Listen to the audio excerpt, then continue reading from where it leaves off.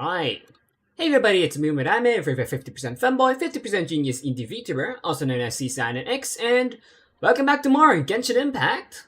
Last time, we did about half of Sunny Summer Fountain. I guess it's more like 1/3 of the Sunny Summer Fontanalia event, in which Columbina and Sanjuna are going to be reunited after the Battle of Nutcrack. This time, though, I will say, however, this time we're gonna be first showing off the quote-unquote endgame content, and then I will get back to the event. So, as always, grab a snack, grab a drink, ideally water, because that's what's best for you. Chill posture, and hope you enjoy this stream. Now, for Stygian Onslaught, this came out quite a while ago. It's more like about a week ago it came out. Yeah, so my record is 72 seconds. It was like 73 seconds yesterday, but I managed 72 or 73 or 74 yesterday, but I managed to shave a few seconds off this boss. I think it was 73. I can probably shave one more second off of this boss, but for the rest, I don't think I can. So as always, you know, if you spend 1,200 resin, then you can get this feather to reroll your artifacts. Depending on the difficulty you finish, if you are at least in endgame, you should be able to do this. If you're not in endgame, if you're like a mid-level player, you should be around here, but this should be the minimum requirement, even if you don't have that good of a character. Right, so let's go talk about the bosses. First boss, Shadow of the Precursor Secret Source Matrix of Overseer Network. Quite a mouthful. So you're supposed to use stellar reactions on this boss. Let's see. Suppression field. During combat, the nemesis will for detection device is predicted by Hydro Wards. This is only if you are doing difficulty 4 and 5, or if you do the boss for too long on difficulty 3 or below. Constructing a suppression field that will increase its all elemental and physical resistance. When a field has been active for some time, the nemesis will unleash Alpha Strike, dealing AoE damage over a massive area and retrieving all detection devices deployed. It will then deploy a Hydro Ward, whose absorption is based on the number of devices retrieved. Think of it as like a VIII, but a bit harder to deal with. Detection device. Detection devices will be destroyed when their Hydro Ward is broken or if they are frozen and then affected by shatter, melt, or other elemental reaction damage. After all detection devices are destroyed, the suppression field will also be destroyed, and the nemesis will be paralyzed temporarily. So obviously AoE attacks are recommended. If you have Ganyu at C6, then you should probably use her for the DPS. Ayaka, not so great, but you know, you probably need supports, so those supports can probably deal with that. Skirk, maybe. I haven't really used, as you can tell, I didn't use a freeze team. I'll talk about that in a bit. I have seen that Llama is actually great for the wards, because her skill actually damages all of them. What else? I don't know if Zhongli works, but maybe. Zhongli's ult, as in.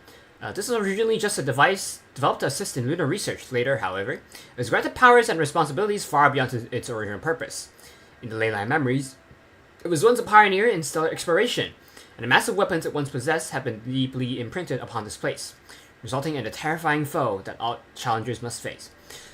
The reason why I use a ludicrystallized theme is that you can actually avoid all of these mechanics if you kill it fast enough, which is 15 seconds, and that is a lot faster than other bosses, as you can tell. Other teams I recommend, Flynn's. Flynn's is also a massive damage dealer. I don't know about Nefer, but I assume Nefer can probably do about the same time, maybe a bit longer, but I think Flynn's and a lunar crystallized team is the fastest, in my opinion. Of course, Sanjorna just came out, and she is made for this boss. So, you know, maybe she will be faster. I mean, we can check. Oh,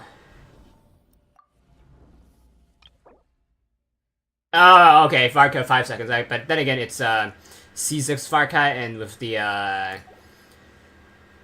pay to win levels. 11 seconds of Alakino melt. Okay. You saw that. Skirk 14 seconds. Okay, so that about the same. Skirk 20 seconds. So 2023, but this is level 79 Sandrone. Okay. Really? Oh, I guess it's C2 Columbia and C6 Iluga. But mine is like C3 or something. Yeah, mine's C3. Yeah, makes sense. Second boss. We've already seen this boss before, with Lord of Hidden Depths, Whisper of Nightmares. Basically just use lunar reactions to break its shield when he has one. And don't attack the ads unless you have AoE. This guy, Secret Source Automation Configuration Device, is a Nightland boss. If you use Night Soul damage, it will go into a special phase. In that phase, he will summon 2 pillars, which you will need to go up of, and then normal attack or plunge onto the cores of the pillars, and then it will get stunned. Setlali, Sironen, I don't know about Kaza. Setlali can just straight up jump onto the pillars and then sometimes plunge if you have good positioning. Setlali, she can use her skill to ride rock. What's her name? What's Geololly? Gina can also do the same, but she's a bit slower than Shione. Yeah. I can show it off. It's not that I can. You know, I have resin to spend. I think. But yeah, if you're watching on Twitch, you can get rewards, including Geos of Application, Mora, Sanctifying Unctions, Primo Gems. You've watched, I believe, up to like 2 hours or an hour and a half.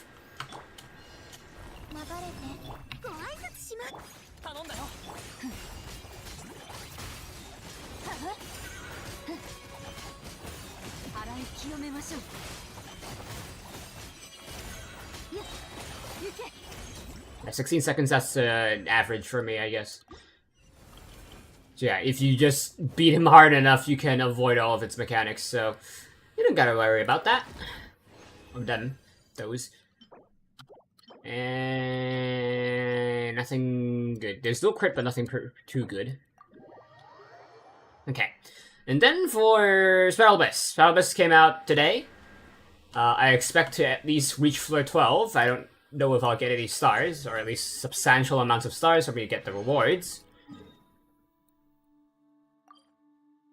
I believe it's cryo-related. Yeah, if I saw from right. Cryo or stellar. Because we reached floor 12 and cleared floor 11 with 9 stars, we get floor 9 for free. Ice Surging Rune. When the active character deals cryo damage to opponents with charge attacks, the attacks will unleash a shockwave at the opponent's position that deals true damage. This can trigger once every 3 seconds. Sandrone is Cryo's Nuvolette. Her attacks are basically mostly charge attacks. It's lunar reaction damage, so Sandrone isn't benefiting much. But this is floor 10, so it's not going to be that hard. First half, we can use. I guess we could probably use lunar crystallize on this boss. I'm not sure, but I'll play it safe. I'll bring a burn team, or like an overload melt team. And then the first half, we're gonna go lunar crystallize, or our lunar mix team. I'm gonna call it lunar mix because it has both lunar Taze and lunar hyper bloom, whatever it's called, lunar bloom. I'm gonna go lunar Taze and bloom because we have multiple enemies rather than just a single target. I think it's better for lunar crystallize to do single target. Like there is a bit of AoE in lunar crystallize, but not much. Who should I put? Combina.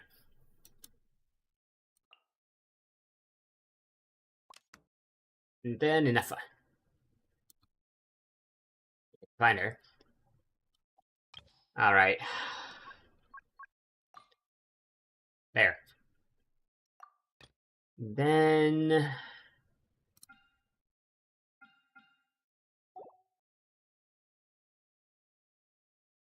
Lolly.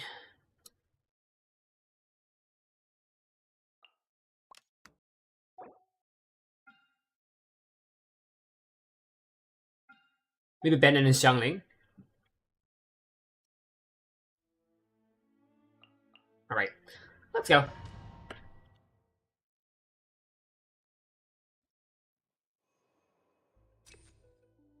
Skill damage or health? Skill damage, we don't need health.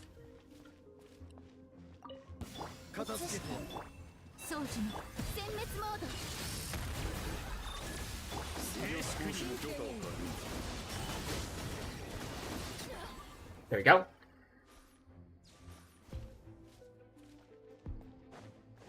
It's a wild, right? Yep. Let's use our ults early.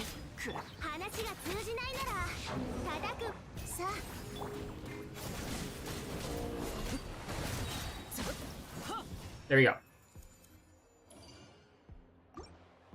Yeah, that lineup worked really well. Usually it takes me a bit to break the shield. That broke, like, really quickly. Let's get attack so that we can do more damage.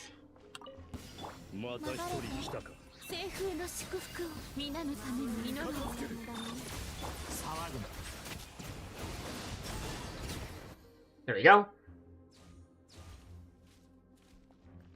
And then I forgot what's in here. Ah, right.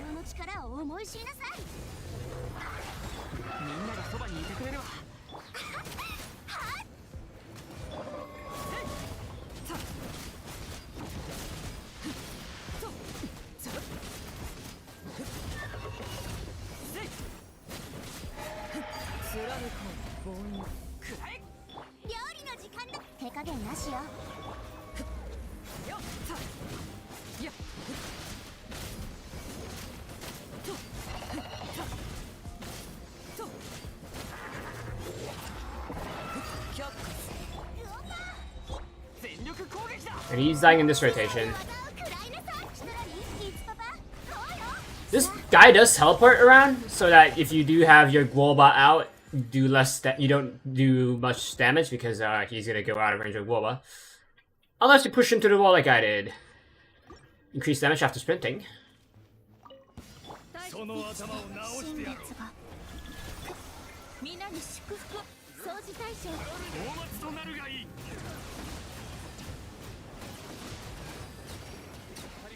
There you go.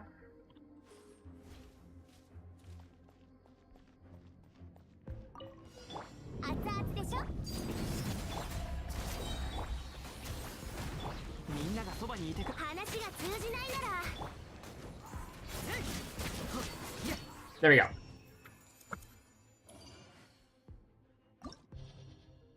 Floor 11. We have a monolith.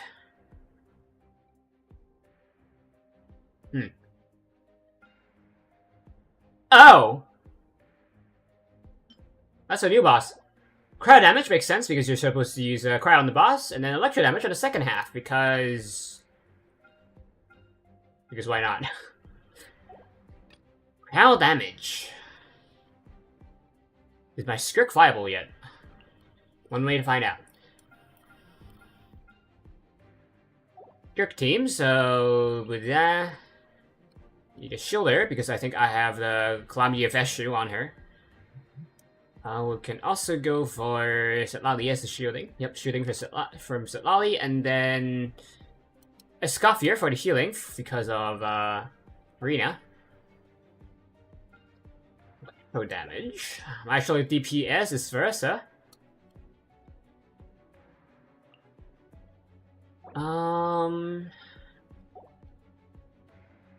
The Yansan and then Chevirus, maybe?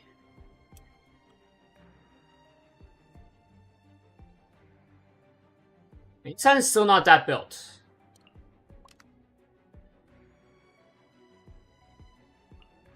And then I need a Pyro unit. I guess Bennett.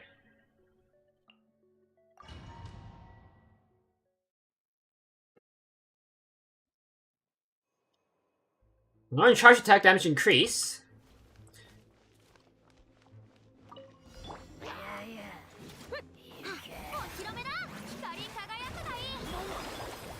No, why did the camera change?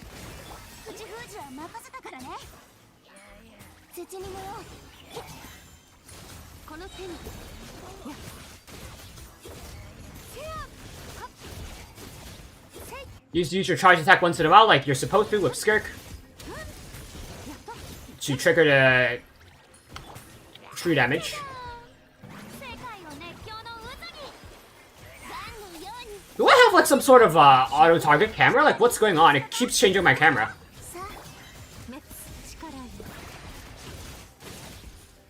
There we go. Not hard at all.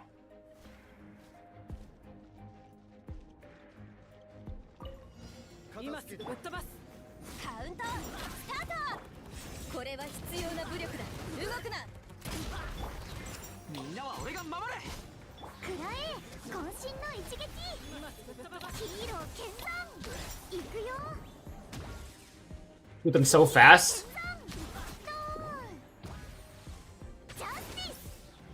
There we go. That was probably the easiest monolith I've ever had. I don't know why. It's probably because I finally have enough investments. Skill damage, sure. That's the only one that will persevere through this chamber anyway. Why?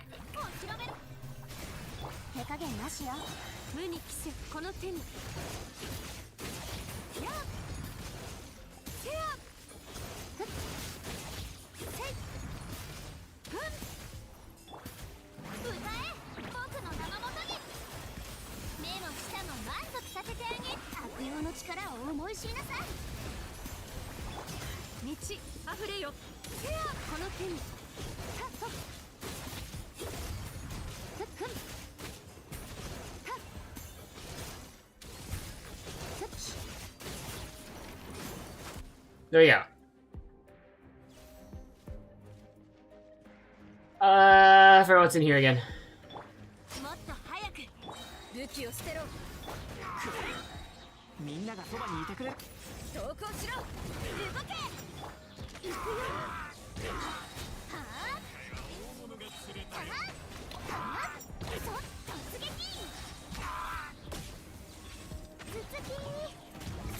Is the husk? I haven't seen a husk in forever.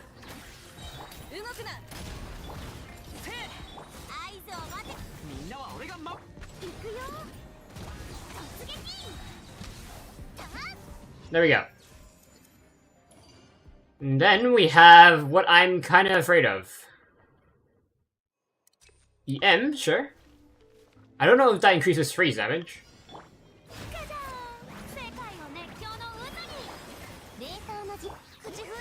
You can be frozen. I believe I saw on Reddit that he can also be, you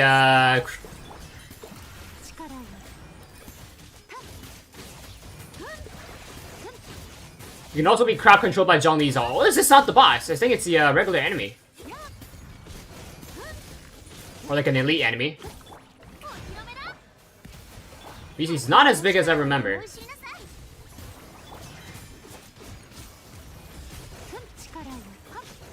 There we go. And I forgot what's in here again. Ah, right. I was confused as to why you were here.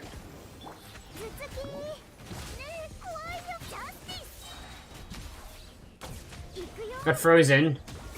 But we have reduced attack speed right now.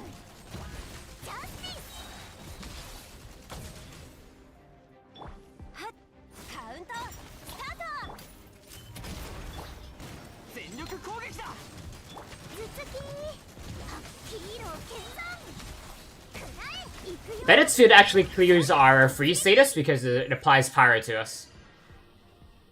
Okay, let's leave. Let's do some unboxing. Hopefully that'll give us some stuff for the boss. If it gives me Sandrona artifact, Sandrona artifacts, it's not gonna help. And it gives me the cold artifacts, and that might help. Oh yeah, I just remembered. Last stream I actually forgot to do this. Every month you get to put in your trash artifacts, and then in return you can... Just checking these stats, sorry. Now I'll keep that one.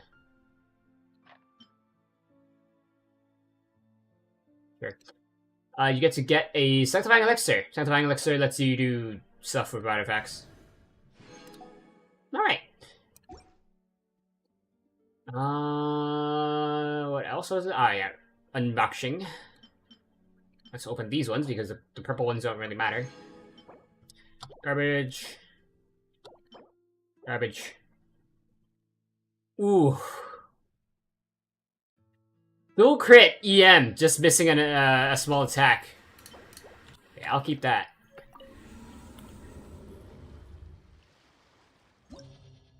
Okay. Superconduct damage increase and subconduct damage increase in the first half. Electron charge and lunar charge damage increase in the second half. Superconduct. Oh, that's why. Right. You know what, guys? I'm not doing it. I'm seeing this left. There's Magu Genki. J-Plume Terrorshroom. It's fine. This is probably the weakest boss here. And then we have this guy. Goodbye. Nope, not even gonna try it. Goodbye. Alright, let's go do the slumber event. And I gotta claim this. Right, so off screen, I did do a little bit of farming.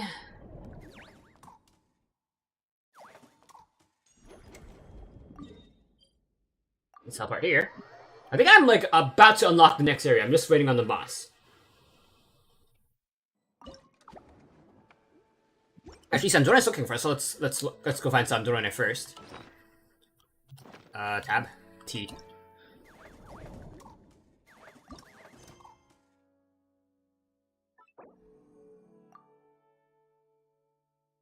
He's busy, but with what though?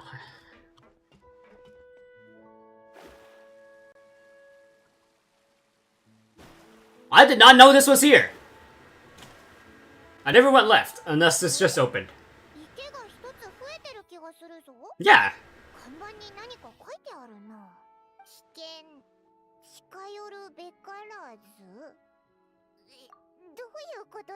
Means you should keep away.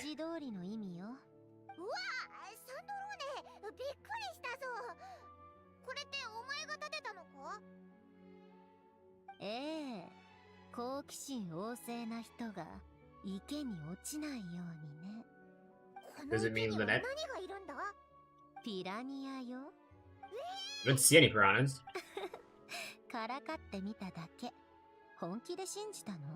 少し前に水槽の中に他の魚を攻撃している魚がいるのを見つけたのよ。縄張り意識が強くて性格も荒っぽいやつら。びっくりしたぞ。つまりここは魚たちの療養所みたいになってるのか？ええ。この池は水深がそこそこあるし、大きいから縄張り意識の強い魚たちも落ち着いてくれるわ。荒っぽい気性を和らげるために、メロピデ要塞のシグウィンさんから特製の餌も少しもらってきたの。Called bait though. そうだったのか。結構魚たちのことを気にかけてるんだな。水槽の中で争っているのを見れば、誰だっていい気はしないでしょ？確かに。じゃあいっそ、この仕事もオイラたちに任せてくれよ。いいわ。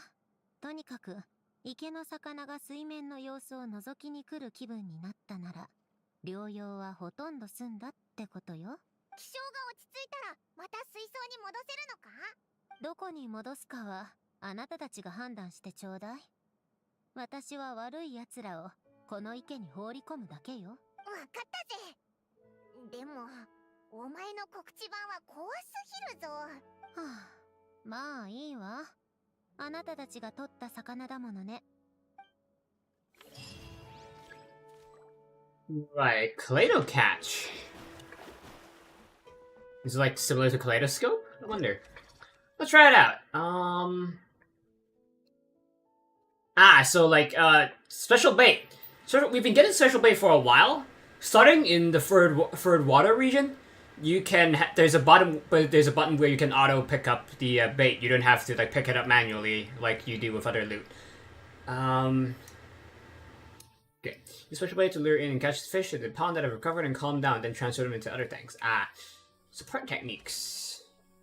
There's 3 techniques at the moment. You get more by leveling up the fish pond. Natural smart of marvel fish, right? You catch this fish. Small nets are rapidly thrown automatically for a short time at no cost. After you catch this fish, using a medium net launches 2 additional nets for a short time. Oh, it's like the A lucky fishing or whatever. After you catch this fish, larger nets gain greatly increased catch range for a short time. And so you spend money to use the nets. Yeah, it's like AE fishing. At the start of Kaleido Catch, you receive a certain number of complimentary catch credits. You can choose to catch 3 different nets of various capture ranges, small, medium, large, at a corresponding cost. Then when a net comes into contact with a fish, it has a certain chance of capturing it. You then earn a certain amount based on the size of the fish caught. Your chance of capturing fish is related to the size of the fish as well as the type of net used. So you have a higher chance of catching any fish with a large net, and then you have a lower chance with a small net. You have higher odds of success when using small, medium, and large nets to catch small, medium, and large fish. Okay, so you have to use corresponding nets. You can't use a large to capture everything in the AE fishing, respectively, with other methods being less likely to succeed. Using the right nets to catch as many fish as possible. During the challenge, angler tides will occur at intervals, during which many fish will gather. In these moments, giant fish that have both high capture difficulty and exceedingly high value also appear. Do your best to net them. Glowing fish catch will also grant you certain effects. Use these effects to increase your catch rate. Alright, it's pretty self-explanatory. Catch a 10... Phase 1. I guess that's for the pond level, maybe? Okay, so you do have to catch fish and also gain money to level this place up. Yeah, let's start. We only have enough for 1 run, it seems. Okay. We saw it. We saw the tutorial. I don't like how it doesn't check if you read the tutorial.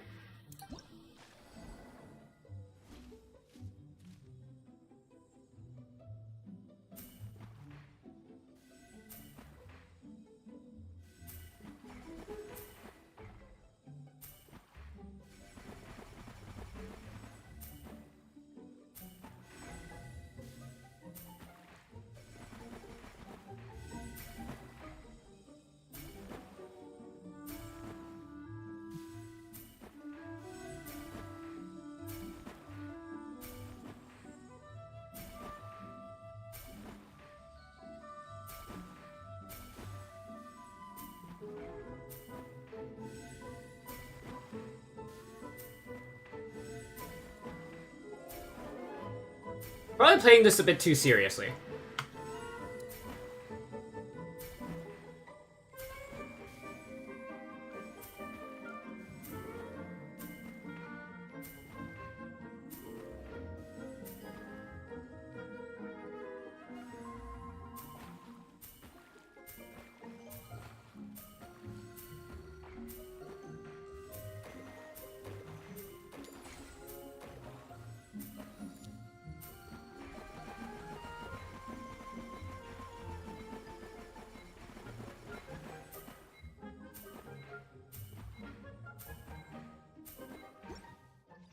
Okay, let's see how we did.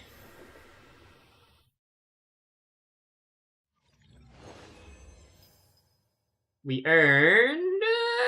it's okay. At least we can level up the pond. Don't know how much money we spent, though. Yeah, so I need 600 to do a single run. Jesus Christ.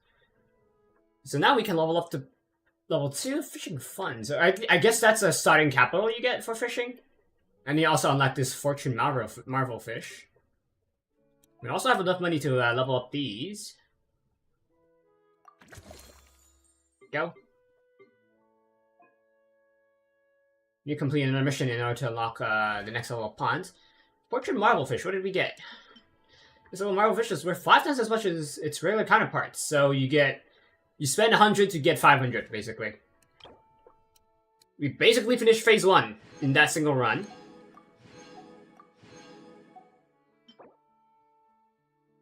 I wonder if you get these ornamental fish. Oh yeah, it's this ornamental fish is only from this event. Indoor ornamental fish.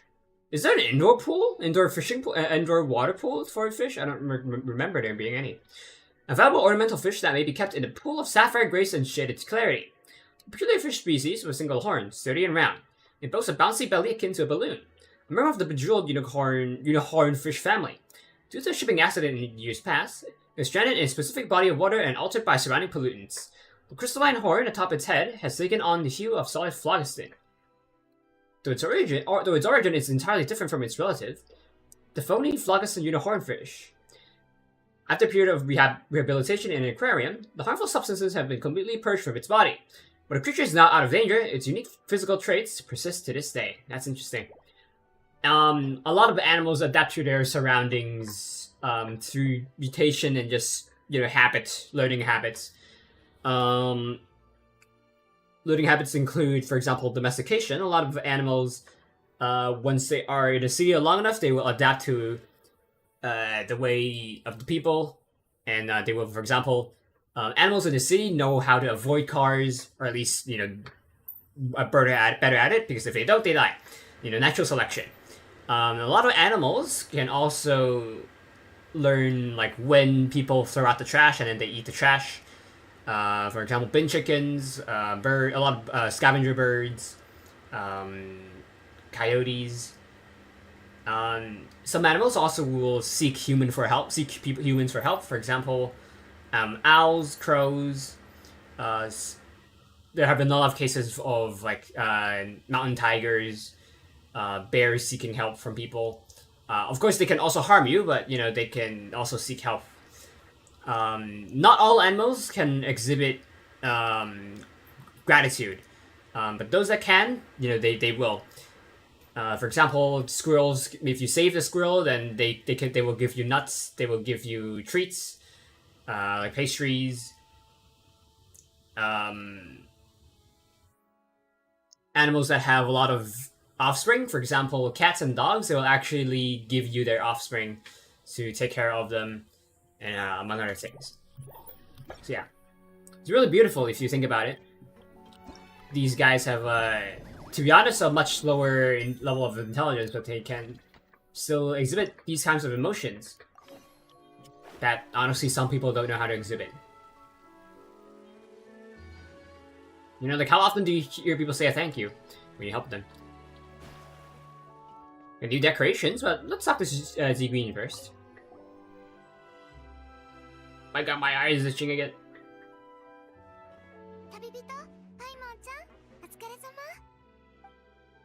Oh, and 病気のお魚たちの症状はもう大体わかったのよ。メリジーヌの秘伝のお薬も調合できた。 Another case, I should probably explain more about animals adapting to their environments. For example, back during the Industrial Revolution, a lot of insects were found to have darker colors because of the soot and ash that's being deposited into the surrounding areas. And being darker gives them better camouflage against predators. So around the Industrial Revolution, that was observed. この特別なお薬を水槽に混ぜれば、みんなを落ち着かせてあげられるはず。つまり、水槽が丸ごと治療所になるってことか？ひシグウィンだからこそできたことだな。 Won't this only temporarily relieve their symptoms? To completely cure them, we still need to find the root cause. そうね。いろいろな特性を持ったお魚たちに、うちのところで健康診断を受けてもらわないと。Sometimes there's two ways to treat a disease. You can A, deal with the cause so that the symptoms go away when the cause is gone, or B, treat the symptoms so that the body can naturally recover and eventually overcome what's causing them to be sick. For example, if you can help a person cool their fever, and then in time, their immune system will naturally fight off the pathogen. Or you can deal with the pathogen itself by using antibiotics, among other things, so that it kills them directly. これからお魚たちの特性に合わせて患者さんをリストアップしてみるから、その子たちを気にかけてあげて。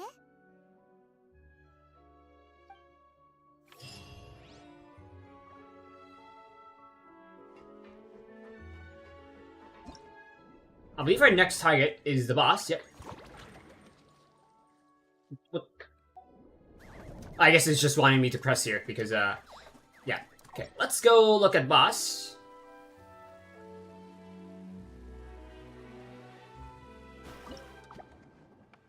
So yeah, you know what? I'm thinking if I should do stage 2 first because nah, I'll just explain. Our only objective is to bring out the boss, and then we'll be on our way with the event story because I'll do the other stuff off screen. Let's see if I can find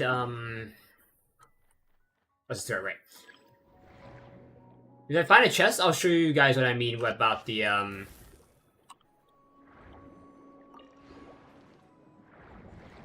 right here, there's a chest here. So once you level up the octopus taser, the unique ability is that it will zap nearby enemies once in a while. Or if there's only one, then it will zap the original enemy.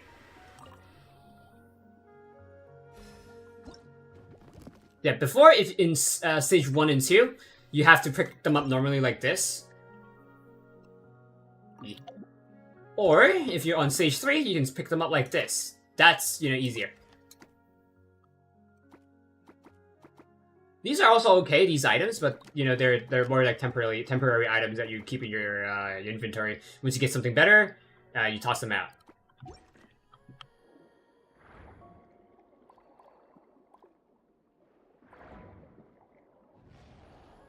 Let's go find the boss, and then once we find the boss, we can continue looting.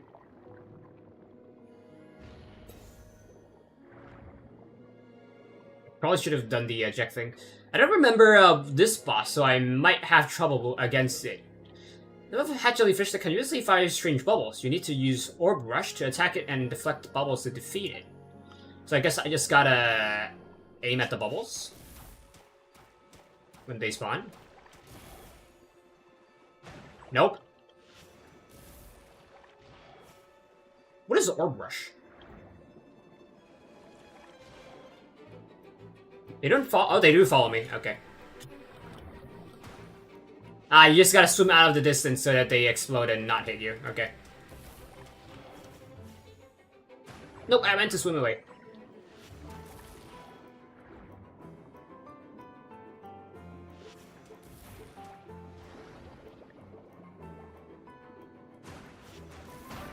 There we go. I think you're meant to deflect the ones that he spawns a bunch of, not the single ones that he spawns. Oh, we killed the boss, but there's a piano here. Right, the piano. Pianos are actually used for decorating, the piano area. Yeah. There's a piano. If you recall, we are trying to assemble a piano. That's what it's for. We need to bring out the holy sword.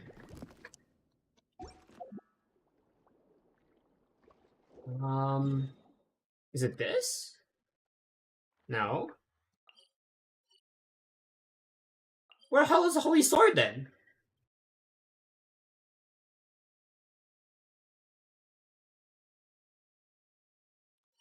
Huh. I thought that would be it. Or is the boss below the holy sword? The boss is the holy sword, because it didn't trigger. I guess it's 1 out of 1. I'm dumb. I'm dumb. I believe I mentioned this before, but usually I pride myself on being pretty smart, but there are times that I don't think I'm smart. I think it's more like that I'm actually dumb, but I just work really hard. Like, I'm always thinking, and that's how I be smart. So like, I think I'm just actually average intelligence, but I just work hard instead of other people not working hard. Like, everyone's constantly using their brain at, like, maybe, like, 80% efficiency. I'm always at 100%. So that's why my brain, like, overheats, and then I just drop some hertz. Basically. Okay.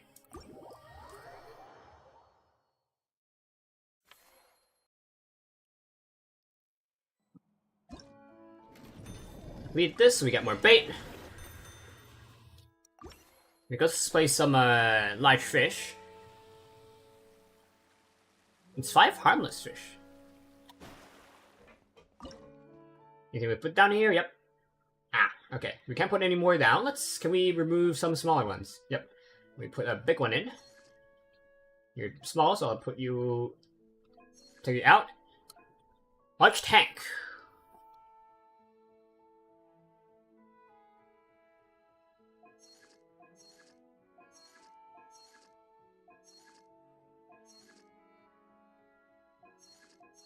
There we go. Yeah, no, we can have our second piece. Place piano chassis first. Guess we need to put this one down first, and then we can put this down. I think there's like one gold piece in every stage, and I guess I missed one.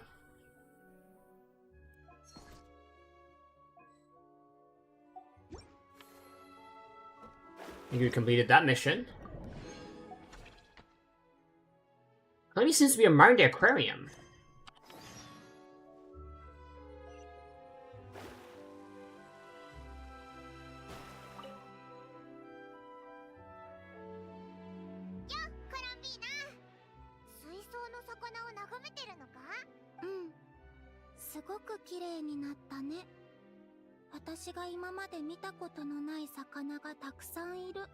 He even has our eyes open without the cover. でも水槽ならスネージナヤでいくつか見たことある。目を開けてなかったから本当に見たとは言えないかもしれないけど。What do you think now? すごく綺麗。水中の景色ってこんなに色鮮やかだったんだね。まるでみんな永遠に Like that guy's just like vibing out. 生きてるみたい。あの魚見て。この前も思ったけど、サンドローネにそっくり。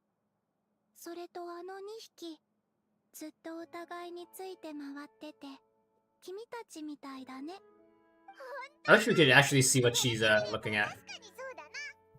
あのずっと忙しそうにしてるのは、ラウマみたい。あっちのサンゴの間で警戒してるのはネフェルっぽい。コロンビーナは魚を見ながらどの友達に似てるか考えるのが好きなのか？ちょっと違うかな。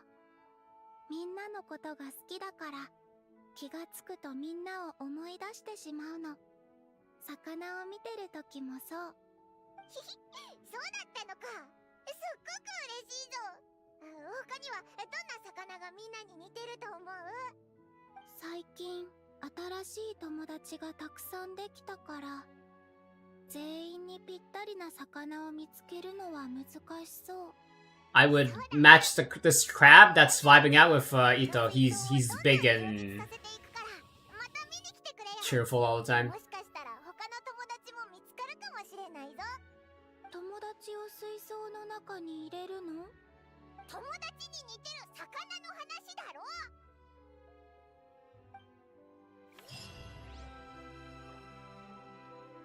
We have the next mission ready. Or finished. Or not. We have phase 2 unlocked.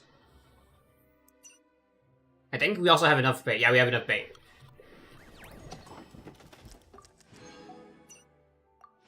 Must level 3. Bunch of money, side commissions. Oh, completed.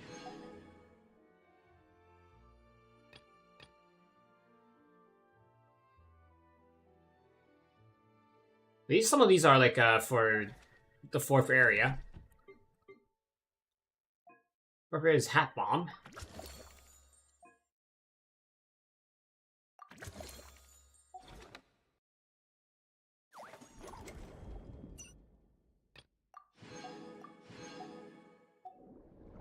Okay, let's go back to the Kaleido Catch, I think. Also in the aquarium. Oh, that's probably what Columbina was mentioning. They probably, she probably mentioned that to these guys. 私はこれだと思う。確かに。どうして？この尾びれの色を見ろ。この水槽の中でこれよりおしゃれなのはいない。色はちょっと派手だけど、まあいいわ。褒め言葉として受け取っておいてあげる。おお、人がいっぱいだな。みんなアクアリウムを見に来てくれたのか？ちょうどワンシーン撮り終えたところでね。休憩時間に鑑賞しに来たんだよ。何の話をしてたんだ？どの魚が千織に似てるかという話だ。お前らまで？ああ。さっきおしゃべりしていた時に、コロンビーナさんがそういう話をしてて面白いと思ってね。気づいたら盛り上がっていたんだよ。こういうのって映るんだな。あの魚、君に似てるわね、シュブルーズ。というとI wonder if Columbina is actually autistic coded. あれば水槽の中をぐるぐる泳ぎ回っててトレーニングしてるでしょ。お前の中で私はそんなイメージなのか。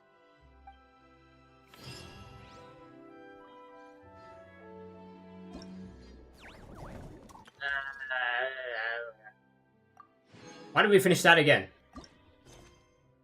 Oh, I guess it's because we gotta do these interactions.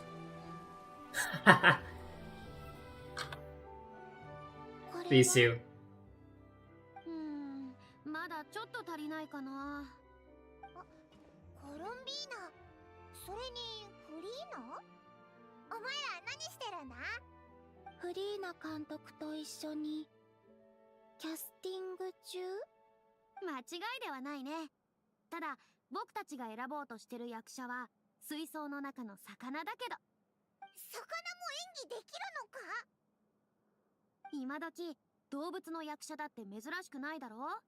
イメージに合う魚を一匹選んで雰囲気を引き立てるためのカットをいくつか撮ろうと思うんだ。はあ、一通り見てみたけどなかなかいいのが見つからないね。Guess you gotta catch more fish. 旅人とパイモンに頼んでみる？何でも解決してくれるよ。オイラたちのことを信じてくれるのは嬉しいけど、これに関しては。You could try rounding up some more candidates. そうか。このアクアリウムは君たちが経営しているんだったね。ってことは、これから水に入るときにちょっと気にかけておけばいいってことか？それなら確かに難しくなさそうだな。じゃあ決まりだ。後で雰囲気に合う魚のイメージを伝えるよ。じゃあ君たちはスカウトだね。お前フリーナからいろんな言葉を教わったんだな。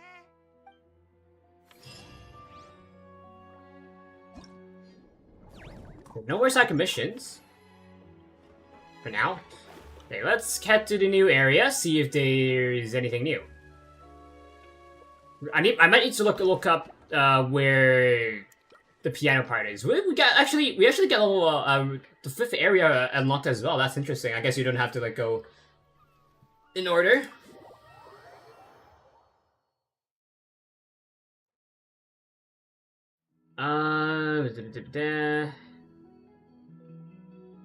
Target this, I think. And blow that up. I think. Free chest. And it's a big one.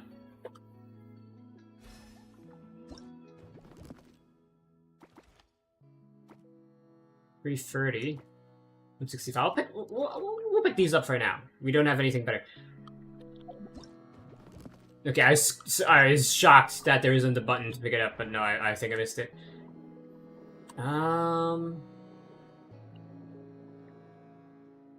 Those aren't the boss, are they? When dangerous creatures are protected by wards. To take down these wards, you must first deal large amounts of damage to them using enhanced Flantimer water blades or hat bombs. That's what I'm doing, am I not? Or is it because my level isn't enough? Yep, my level wasn't enough.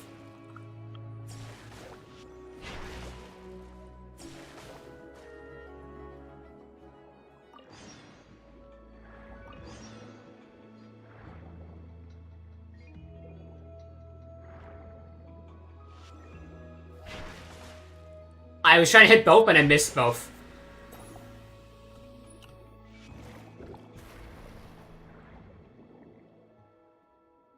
Do I need to kill you? There we go.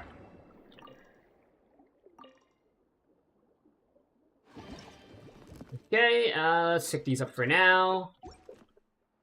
Get the bait.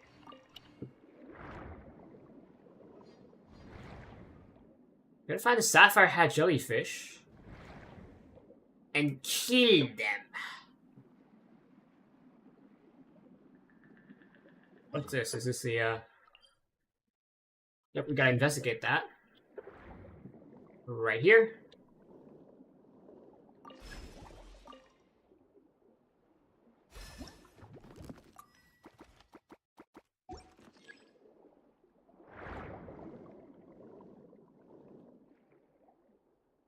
Is he the area boss? Yeah, he is the area boss. This area is quite small compared to the others. Where's the blue jellyfish? I don't know if I should fight it because my my hat bomb is only like level 2.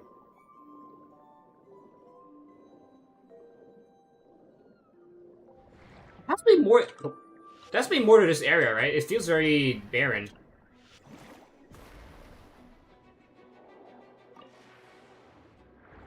Oh, there's the jellyfish.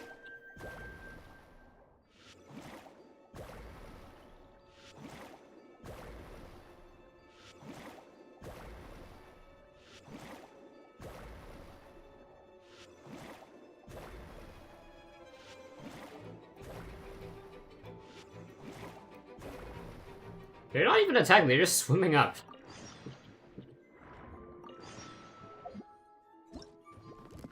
Okay, let's head to extraction, which is right above here.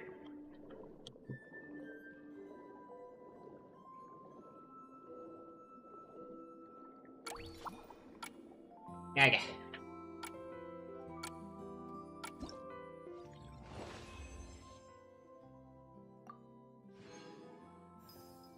Yeah, so I'll do...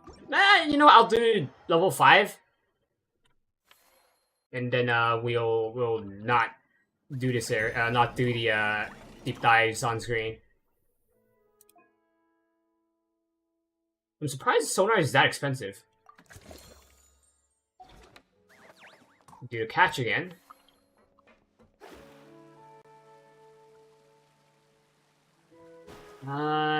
Yeah, you know, I'll show off the rest off on the next stream. Okay. Let's go do the event. I mean the event, sorry.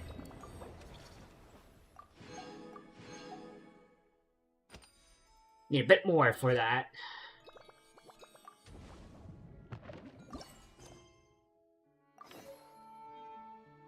Is it outside or is that like just upstairs?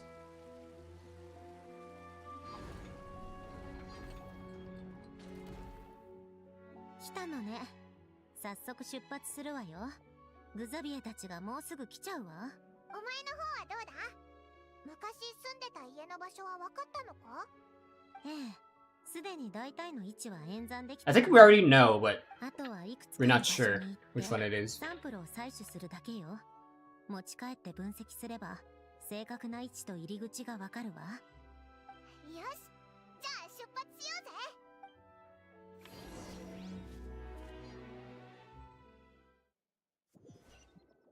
Or the underwater area that doesn't have water.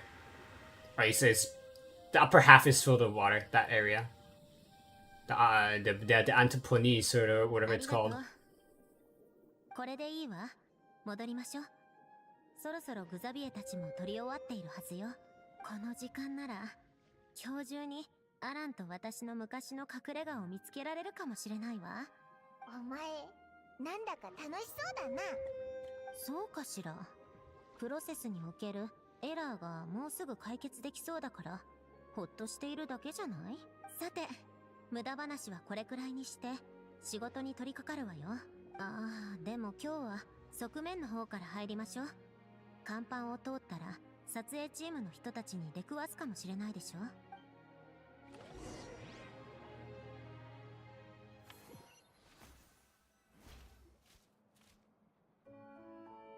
さて、あとは検査結果を待つだけね。せっかくだからあなたたちがこの船のアクアリウムをどんな風に飾り付けているのか見せてもらおうかしら。ひひ、少しずつ綺麗になっていくのを見てると達成感がすごいんだぞ。 Oh yeah, it's all coming together. Those we have lost.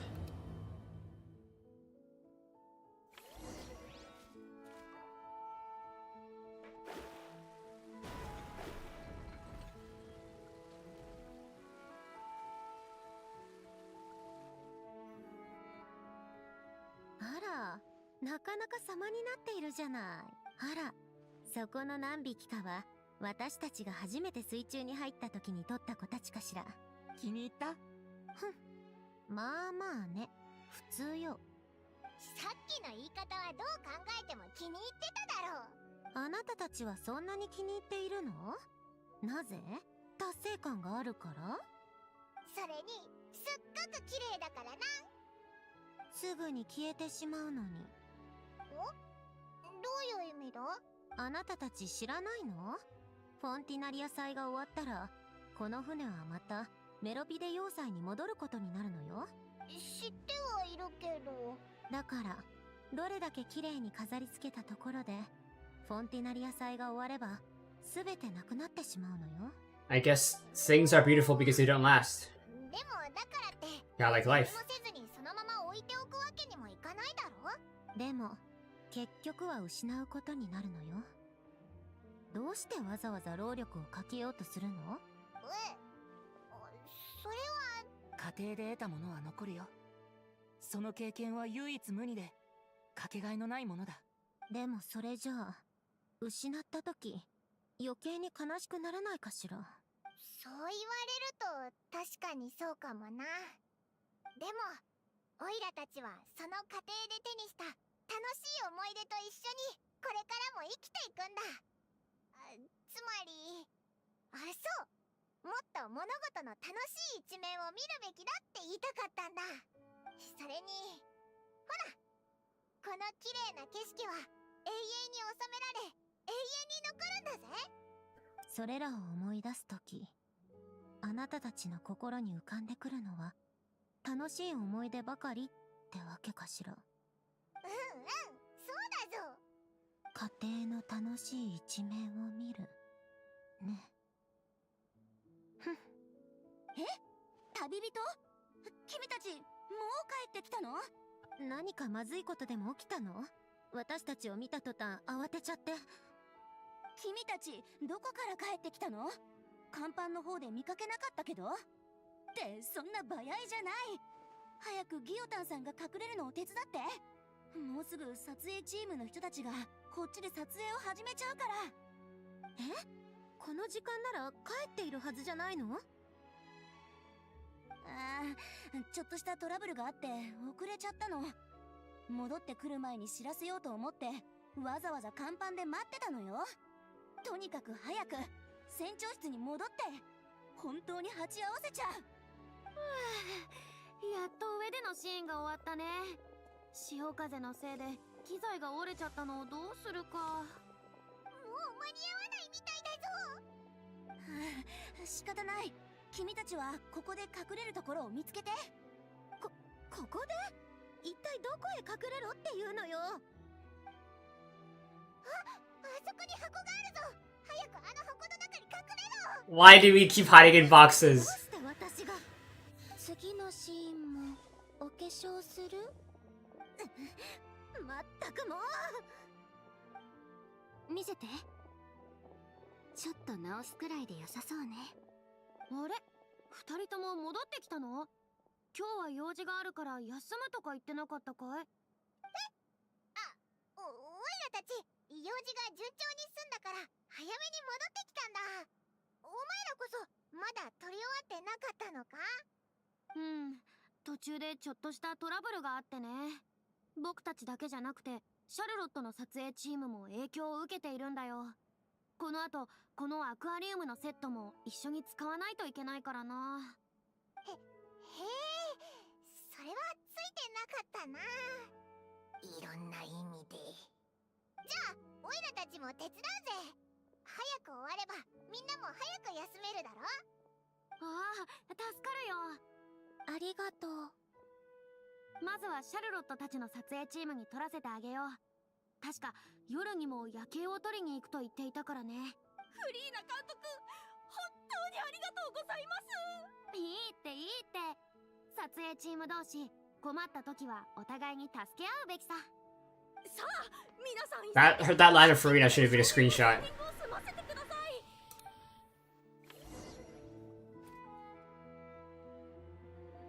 よし、配置について。3、2、1、スタート。それがこの物語の結末よ。でもサンジェルマン公爵は去り際にもう取り返しがつかないと言っていました。あれ、このセリフ聞き覚えが。あ、これ私が数比配列を研究していた時に読んだあの小説じゃない？やはり彼は機械に関しては天才だったのよ。でもそれ以外のことに関しては凡人だった。あれ、今雑音が入ったような。まあ後で編集するときに直せばいいか。ヤコバさん、私が共犯者であるかのような言い方はやめてください。ああ、強く叩かないでちょうだい。そんなに頑丈な箱じゃないのよ。ずっと言ってきたでしょ。クロックワークマシナリーを信用しすぎてはいけないと。人とは Oh, this. It's just constantly gonna be things triggering, Sandrone. 心？そう。人々はそれを魂や自由意志など。 Bro, he looks so different here compared to それは the trailer. 人の核であり、唯一無二であることの証明だ。しかし誰もが普通、機械には魂がないと考えている。あなたは私の感情モジュールが完璧だと言っていたわ。それは感情とはまた少し違う。私は心を持っていると思う？いや、思わない。君にそれがあるのは知っている。だが問題は、君自身がこの心の形を知っているかということなんだ。全然わかっていませんね。ああ、腹立たしいわね。どうして私が箱に閉じ込められてこんな目に遭わなきゃいけないのよ。結局のところ、時計の針は At least the box is probably is not too small. 魚は澄み切った原水の中を But she doesn't need to cram into it. どれほど壮大な夢も等しく、寂しく、言葉もなく、静かに幕を閉じていく。Yeah, she can absolutely stand in it. どうだった監督？ Or like crouch down if she wants to. これでもう一回やり直すなんて言ったらこの箱をひっくり返してやるわよ。ちょっと音の調子が悪かった気がしますが、みんなの演技は良かったのでこれでいただきます。 That diffuser is not doing shit. やっとこの箱から出られるわ。やっと僕たちの出番だ。は？カメラマン、僕たちの写真機を配置しておくれ。The traveler's face. ヒロインが異国のアクアリウムに来て友達と過ごしたかつての時間を思い出すというシーンだ。照明少し雰囲気を調整して。交代の隙にサンドローネを逃がせると思ってたのにどうすればいいんだ。 Yeah, she's just gonna have to hang in there a little longer. 頑張ってね。私たちは次の現場に向かうね。 You do it quick, and then she can get out ス quick. タッフは静かにしてくれ。撮影を始めるよ。コロンビーナさん、準備はいいかい？コロンビーナさん、彼女が好きそうな魚。回して。このまま始めよう。魚の群れについていって餌を探すことも他の魚を食べることもなく、ただ静かに花園みたいなサンゴの中でじっとしてる。それでも結局は嵐の前に立った。だから私、あの物語は違うと思う。彼女も私たちと同じ心があった。コロンビーナ。Please don't, please don't, please, please, please don't. Not yet, not yet, not now. No, no, no, don't. あいつまさか。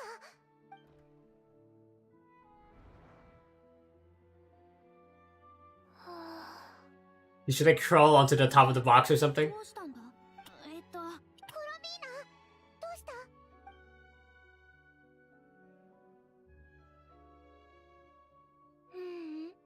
なんでもない。てっきり。少し休むかい？今日は確かにたくさん撮ったからね。今のシーンはとても自然だった。そのまま使えるよ。ありがとう、フリーナ監督。でももう大丈夫。Wanna know where she is now? 本当に？わかったよ。それなら雰囲気のある風景カットをいくつか撮ってから屋外シーンに移動しようか。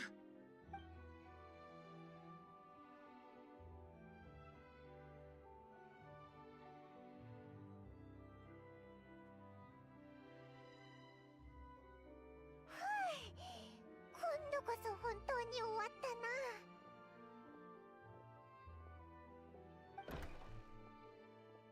はあ、息が詰まるわね。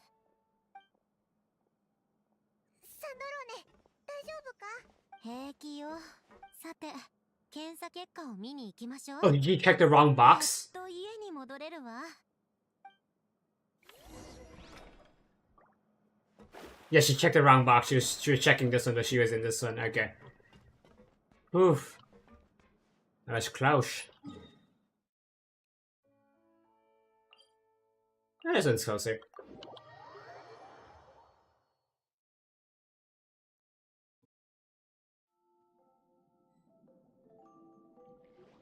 Yeah, okay.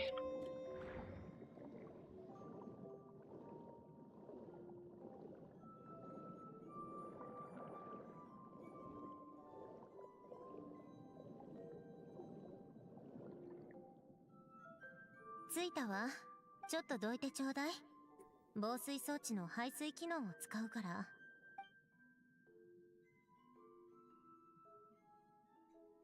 そんな装置まであるのか？当時、アランはフォンテーヌの水位が上昇するというのをとっくに予想していたのよ。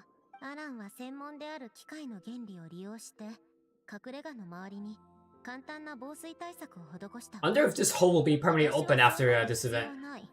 水位が上がったら引っ越せばいいと。 Or when this event is over, they might just make this open for every player. これもきっと計算の。 Because you can't re-experience event quests. You can keep the rewards, but you can't experience that cutscene. よし、邪魔な土砂はすべて片付いたわね。一つ目のゲートの装置を起動すれば、中央の何もない部屋に水が注がれるわ。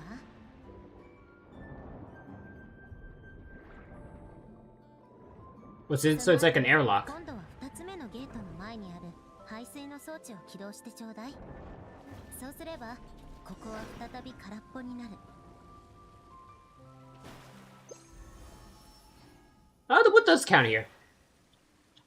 This looks really similar to the area we were at before. おお、ここがお前が前に住んでたところか。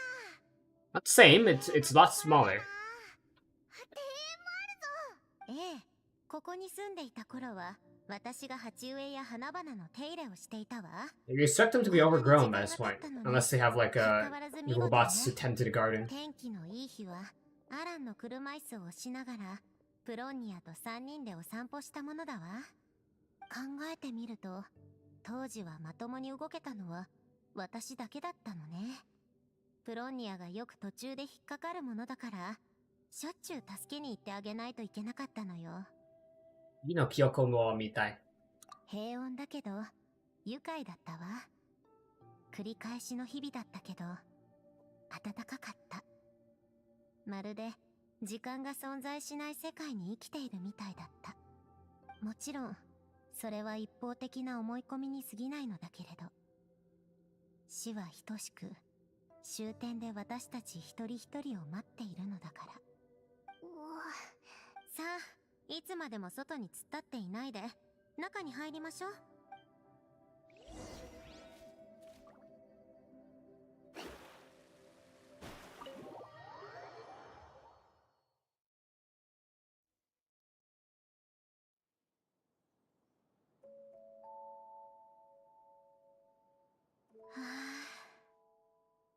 私が離れた時と全く同じね。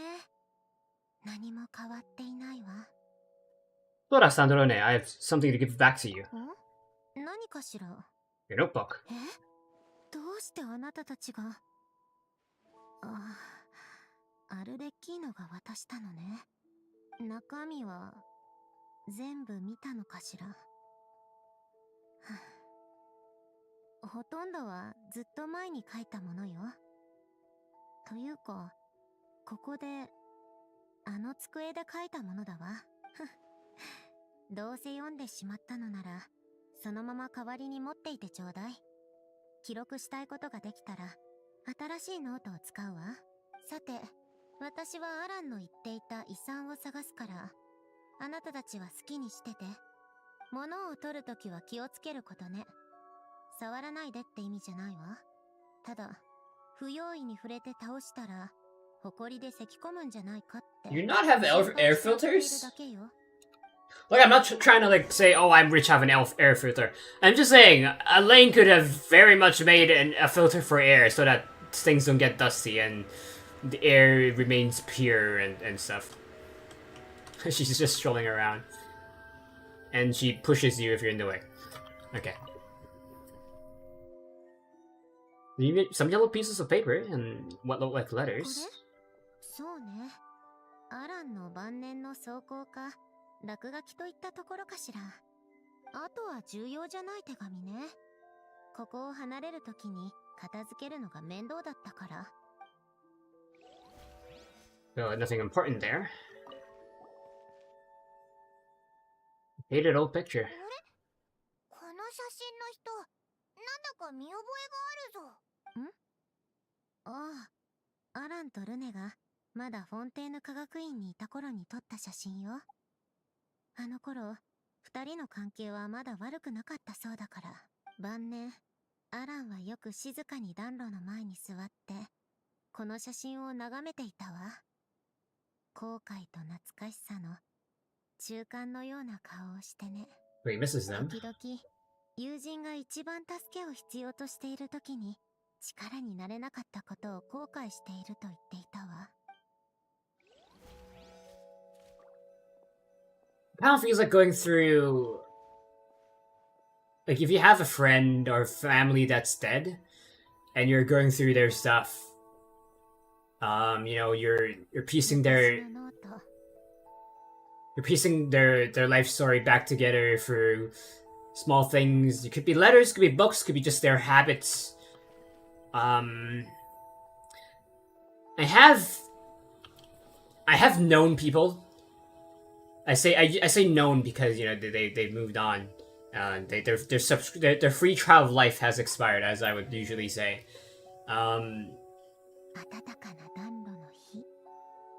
But no one that's close enough for me to experience this. So I would say that they probably should have added a content warning. If it was Warframe, they would have added that. In Genshin, there's no such thing because it is a relatively safe for all audiences game. It's basically either. I think it's like I think it's rated M or T. Shut up. Yeah. I'm sorry if this brings up any bad memories for anyone. And I don't wish for people to experience this, but life is finite, and we should all cherish life. We should cherish people around us, and yeah. Let's keep exploring. Field toys that appear to be math-related. There are also some complex mathematical puzzles on the table. 私が子供の頃に遊んでいたやつだわ。子供の頃というのは誕生して数ヶ月間のことよ。I guess she does have to learn. 最初はアランと遊んでいたのだけれど、私は覚えが良くて、だんだん彼は私に勝てなくなっていったのよ。見るからにオイラは得意じゃなさそうだぞ。論理や This 数 one 学 seems に to be 関す pretty る easy. ゲームばかりね。私の得意分野よ。 I don't know what it's about, but it seems pretty easy. 難しいわね。ちょっと遊んでみない？ Io, you picked the game. そうね。これにしましょう。左側にある大きさの異なる歯車を最小の手数で反対側に移動させるパズルよ。必ず小さい歯車が上に来るようにしてね。 Okay, let's see how long it takes for me. You can only move one gear at a time. Small gears must stay on top. Move all gears to the other side. Ah.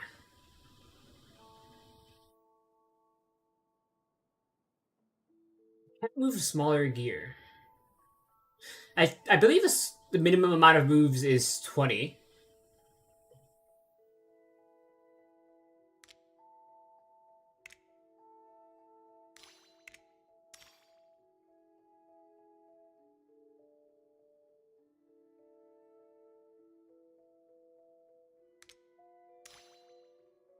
Ah, I messed up.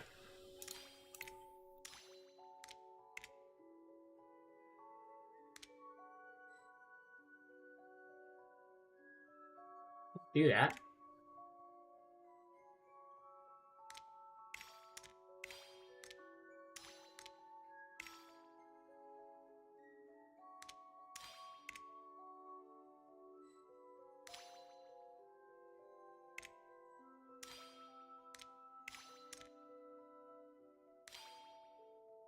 Ah.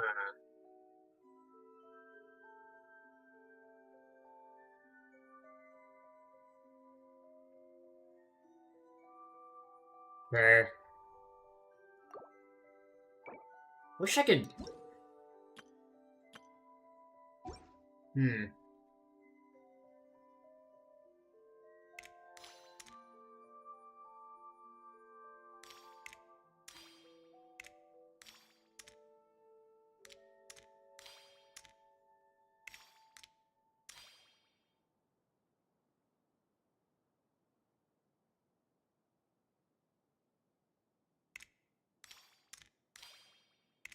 Ah! 手伝いがいるかしら。ずいぶん熟考してるわね。 Tell me how to do it. Don't do it for me. Fuck you. それからこうして完成よ。どう？この遊び気に入ってくれたかしら。 Kinda hard, but I wish I knew how to do it rather than you doing it for ええ、 me. 確かに万人受けする類のものではないわね。そう考えると I take that back. I was expecting it to be easy. かなり特殊だったのかしら。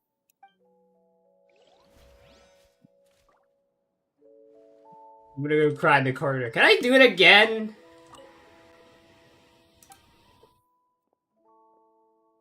That's too easy, man. I don't know how. No, that's too easy. I'll do normal mode. I think we started off at hard mode to begin with.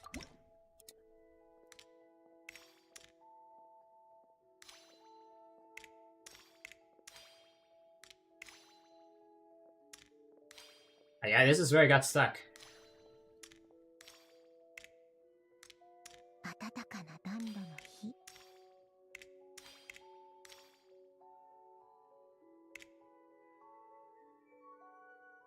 Like, what did I do with the last one?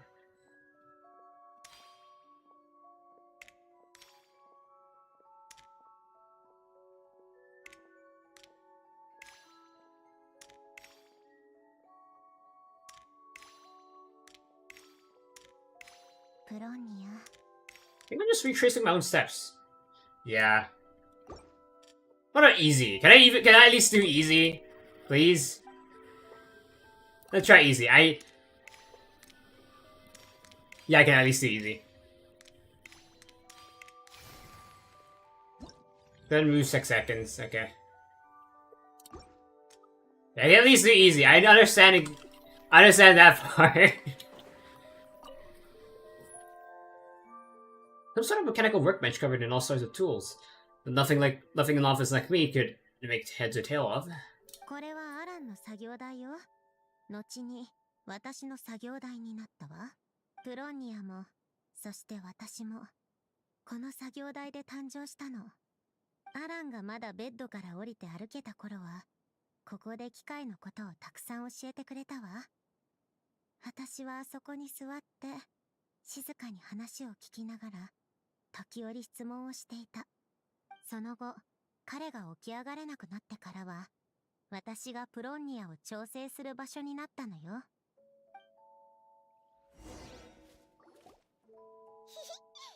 この家にはお前の思い出がいっぱい詰まってる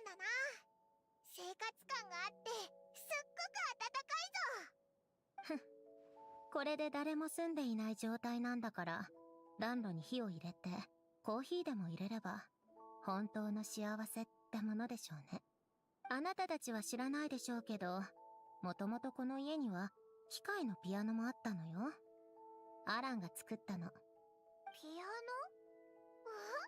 すごくおしゃれだな。アランが弾いているところは、あまり見たことがないわ。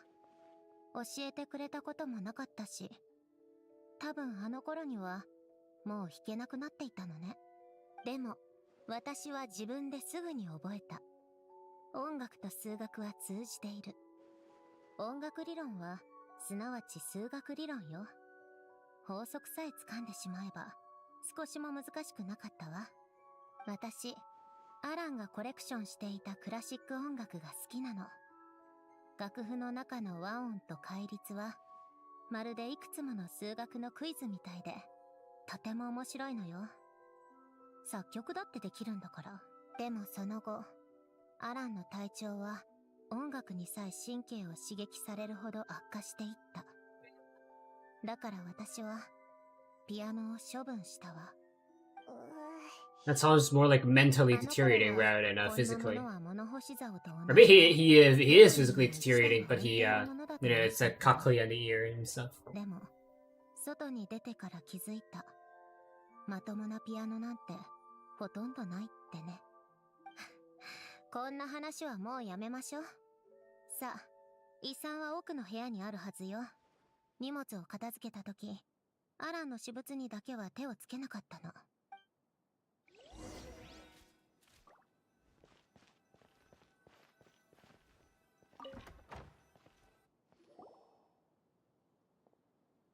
And she just teleported there. 箱の裏に隠しスペースがあるみたいね。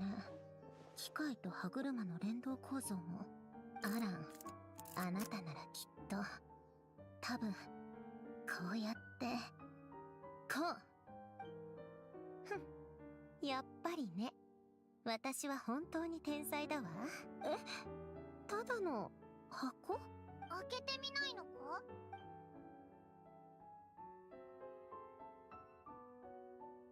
持ってみると結構重いわね。彼は一体どれだけのものを隠した？一通の手紙と雑貨の山？どれも重要なものじゃなさそうだけど。あ、見つけたわ。多分これね。この四角いやつがそうなのか？多次元立体数式コアよ。アランはこれを使って私とプロンニアにしか解読できない情報を保存していたわ。私はこれと手紙の解析をするわ。あなたたちは箱の中を漁って役に立つものを見つけたら教えてちょうだい。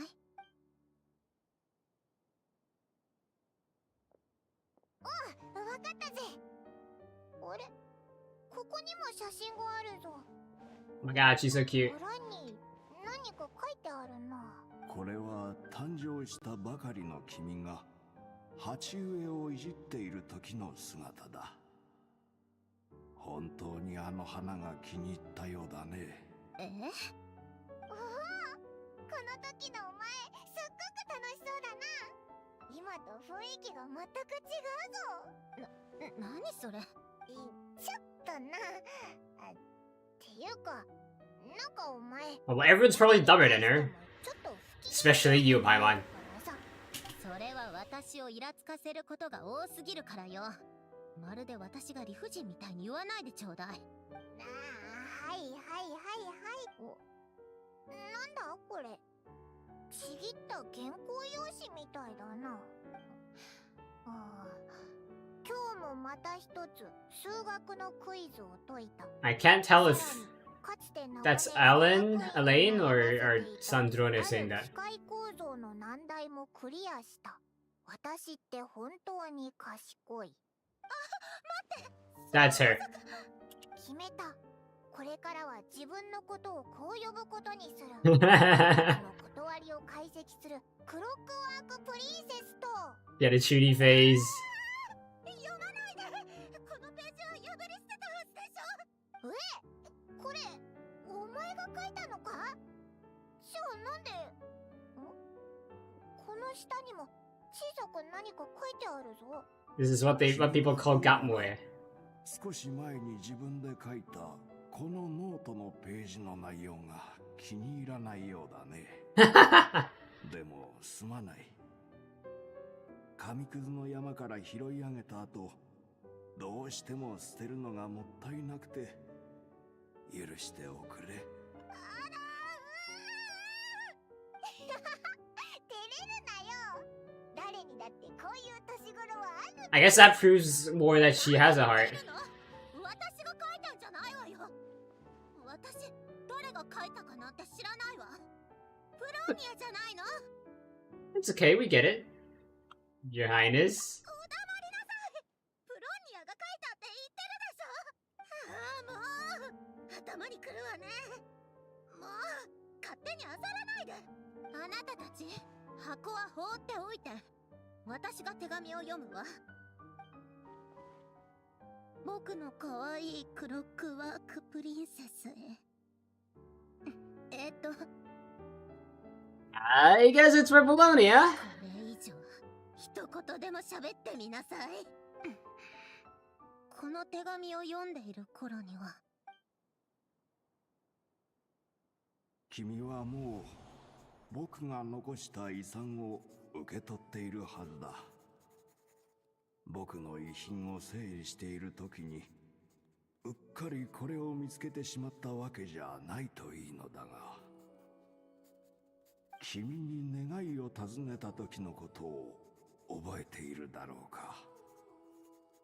今の君ならあの時とは違う答えを出すかな。いずれにせよ君のためにもう一つの贈り物を残しておいた。君自身の心にあるエラーと向き合うことを可能にする数式だ。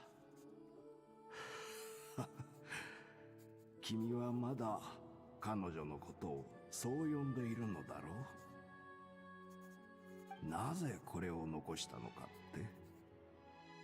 その質問に答えるには僕の魂に対する考え方に触れないわけにはいかない。最後まで根気よく読んでくれることを願うよ。もちろん君なら心配ないだろうが、僕は人の一生には二度の誕生があるべきだと考えている。自然の誕生と魂の誕生だ。世界から与えられた命と君自身が選んだ命との間には自我を認識するための儀式があるべきだ。偶然によって誕生した命がこの世界の流れにただ身を任せるのではなく、意識的に自らの命と意義を選択する。Elaine believes that everyone deserves two births. Is that when on your first life, you are given life. You know, your first birth is given life. You're given the chance to explore the world, to understand it. And when you die, you die. That's sometimes a lot of people die with regret. You know, not being able to do a certain thing. For me, if I were to die now, I would regret that I wasn't able to do more to provide the world. If you're a long-time viewer of this channel, you know that my dream is to be someone that can help bridge cultures and bridge people together, and connect the world together. You know, I would regret that I didn't do more. Right now I'm at 700 subscribers, but barely any of my subscribers know each other. I would like them to make friends, you know, play the same games, discuss the same topics, you know, going about lore of FNAF or Honkai Star Rail or Genshin. And life is short. Sometimes you are probably on your way to do it, like I am right now. Every day I'm thinking about how to be a better content creator, be a better friend, be a better person. But things happen. In this case, if you die if you get to be reborn for a second life, that will be the birth of your soul. You will have a better grasp at a better understanding of your life, what you should do. That is your inner rebirth, right? So for Sanjone, that is that now that she has a second chance at life, she will cherish more of her, people she knows, like Colombina. Cherish friends, cherish companionship, cherish the beauty of life, and that it can end. And then hopefully within this second life of yours, you can make full use of it and not die without any regrets. If you do die, Sanjone in theory can live forever by replacing her own parts. それこそが自身の魂を認識する過程なのだよ。君は僕の最も誇りとする傑作。そのことはずっと前に伝えたはずだ。他の人と同じように、君には本当の心がある。人の脳は極めて精密な機械に過ぎず、思考はその演算の産物だという理論がある。That's true. Our brain is basically a living computer. It's always sending electrical signals to different parts of our brains using neurons and chemical and electrical signals. You can, in theory, replicate memories or thoughts by inserting these chemical and electrical signals in the brain. You can also remove these signals to remove memories or functions. Yeah. もしそれが本当なら、君の精密さは他の人よりもはるかに優れているということになるね。要するに、心の構造は複雑すぎる。それは理性的な論理と感性的な感情が互いにぶつかってできる産物だ。君の演算レベルは意識を生み出し、理性的な論理を生成するのに十分だ。だが同時に、君はそれと衝突するあるもの、すなわち感情を感じ取る。感情と論理は往々にして矛盾するものであり、その矛盾の蓄積が君の言うエラーを形成するのだ。君はかつて自分には欲しいものが何もないが、欲しくないものは山ほどあると言った。それはまるで盲人が自分の体に走る鋭い痛みだけを感じ、その形を完全に把握できないのと同じようなことだ。僕が君に残すのは、君が自身の魂の形を見極めるための数式だ。自分の心がどのような形をしているのかを知ってこそ、それをより確実に守ることができる。この数式を使うかどうかの選択権は君にある。自由に決めてくれ。でも君ならどうあっても自分の心を見つけられると信じているよ。君はいつも本当に物覚えが良かったからね。あら。大丈夫か？平気よ。さて、この数式の原理も理解したわ。行きましょう。外で使うわ。もう使うって決めたのか？当たり前でしょ。私はそもそもコアの中のエラーを解決するために来たのよ。You need our help. 必要ないわ。これは私自身の問題よ。うん。でも、あなたたちも一緒に見に来る？一緒に見るってどういうことだ？私が解決すべきエラーが何なのかは、だいたいわかっているわ。アランが言っていた通り、それは私が積み上げてきた過去、矛盾の集合体、論理アルゴリズムに抑圧されてきた感情の産物なのよ。じゃあ解決っていうのは？文字通りの意味よ。でもそれってオイラたちにお前のその心の奥底に隠してる考えとか秘密がいっぱい見えちゃうんじゃないのか？もし本当にアランの言っていた通りなら、私は間もなく人生の2度目の誕生を迎えようとしているの。あなたたちはただ運よくそれを見届けるものになっただけのことよ。それにあなたたちはもう私の日記まで全部読んだんでしょ？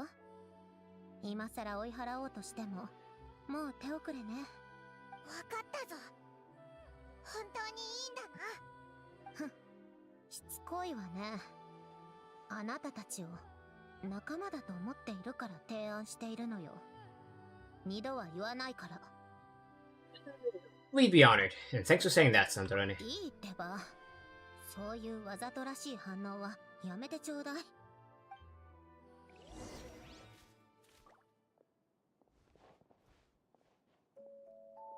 Wait. Where's my walk key? There it is.「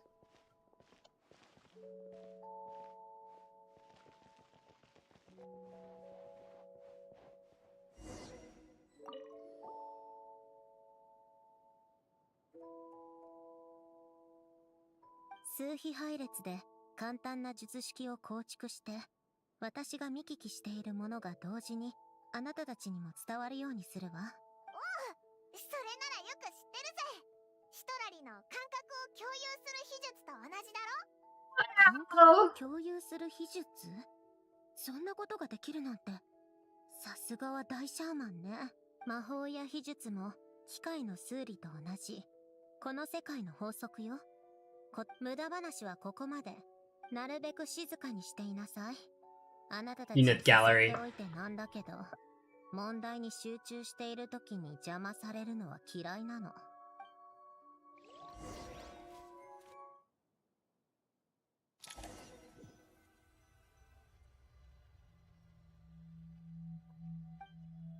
これが私の心の中？いや、おそらくアランのあの算式で構築されたエラーを解決するためだけの空間ね。閉ざされた空間が鏡で囲まれてる？やっと来たわね。これって過去の私？いいえ、私こそがあなたの言うエラーよ。あなたの論理演算と相反する産物。座って話しましょう。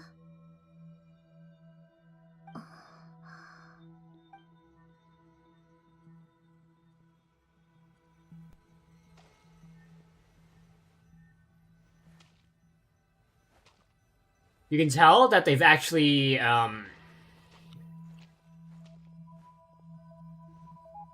animated. It's weird how they made the model. I believe people say it's actually rendered as an MP4 rather than having a model use the same movements like we do. Because, for example, if I stop, her legs teleport to be in the idle state. That abrupt change is what people believe to be that this is actually a video being played. At least like this is a video, like this right here, and then it moves as you move, and then it plays the right file, which is either walking or standing. So yeah.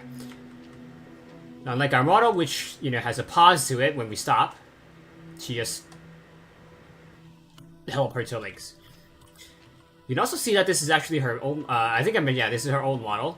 There's a lot of differences in the design. For example, the bust. Skirt is not shorter. Skirt is shorter because the character has to move. This one doesn't really move. You have to jump and stuff. You do combat. The color's also different, but this is like this mirror is purple, so I can't really like point that out. But I guess you can kind of see. For example, our Sanjona's hair is lighter brown. Hers is like a darker tone brown. Same with the eyes. Our eyes are like light blue. Hers are well, dark blue, more like gray. Yeah, let's go sit down. I don't really like how they've done this. I wish they added a model for this, or just use the same model as this. But whatever.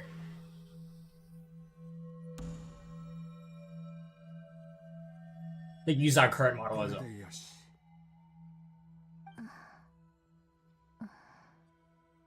はじめまして。僕の声は聞こえるかい？僕の名前はアラン・ギオタンだ。懐かしいでしょ。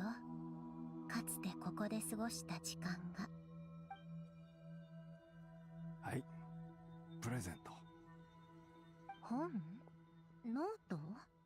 日記のように使ってほしい。いろいろ書き残してみてくれ。必要ないわ。時間の無駄よ。私はすべてのことを。That's crazy. 確かにその Unlimited memory. 自分なりに大事だと思ったことを選んで記録してみてほしいんだ。重要事項の分類作業をしろってこと？とりあえずはそう理解してくれても構わない。でも記録する過程というのは自分の魂を模写する過程でもある。支柱で植物の成長する方向を導くように、僕たちは記録を通じて魂に成長する方向を示す。忘却と保存の中で僕たちは自分がどのような人間になるのかを決めるんだ。理解できない。やはり納得できないわ。日記なんて私には必要ない。私たちはここで生まれ、ここで生活している。昼間は鉢植えや庭の手入れをし、午後は簡単に部屋を片付けて本を読んで学ぶ。夜は暖炉のそばでアランから昔の話を聞く。あら。ん？どうしたんだい？何を飲んでるの？これかい？コーヒーだよ。これは仕事の効率を上げてくれるんだ。飲んでみて。And stains your teeth. じゃあ飲んでごらん。I assume it's bitter. 苦い。なぜ私に味覚と嗅覚、触覚の機能をつけたの？どうしてだろうね。でも当時はつけるべきだと思ったんだ。様々な感覚を使って様々な楽しみ方ができる君だけの人生を謳歌して欲しかったのかもしれないね。そう。やっぱりすごく苦いけど、香りは悪くないわね。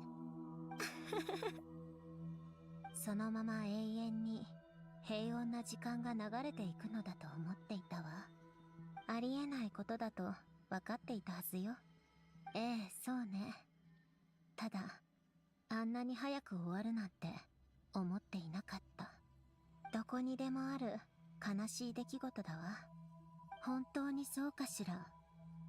いいえ、あなたはきっとそれがほんの始まりに過ぎなかったことを覚えているはずよ。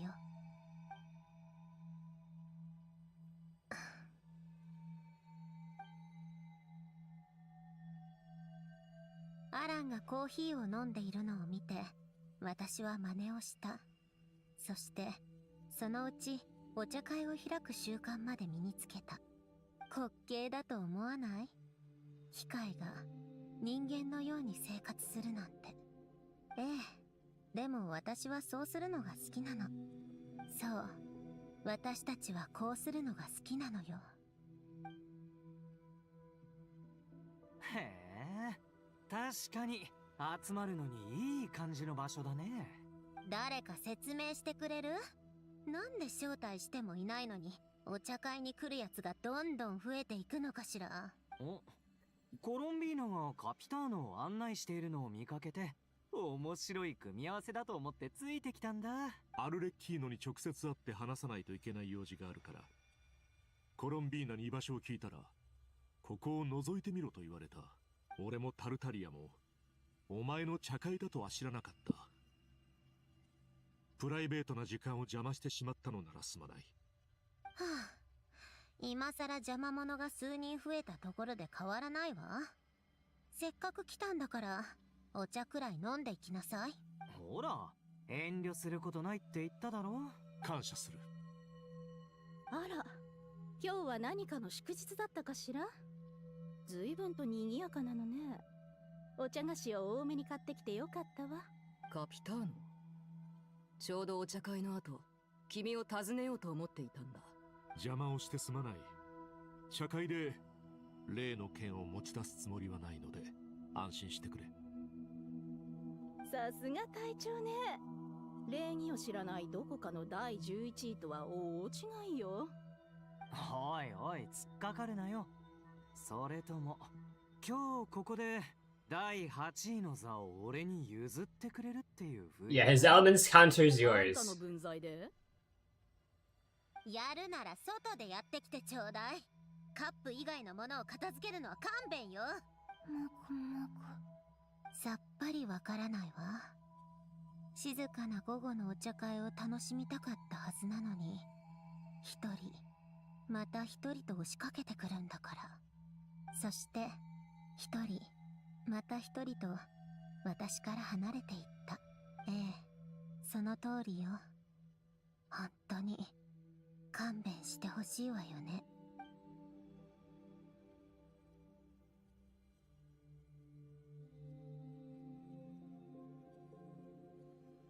Rebecca not cry.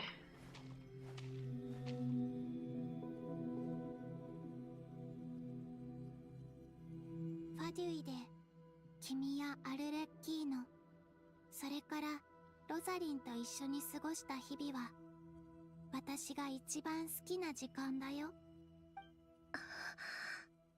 さようならサンドローネ。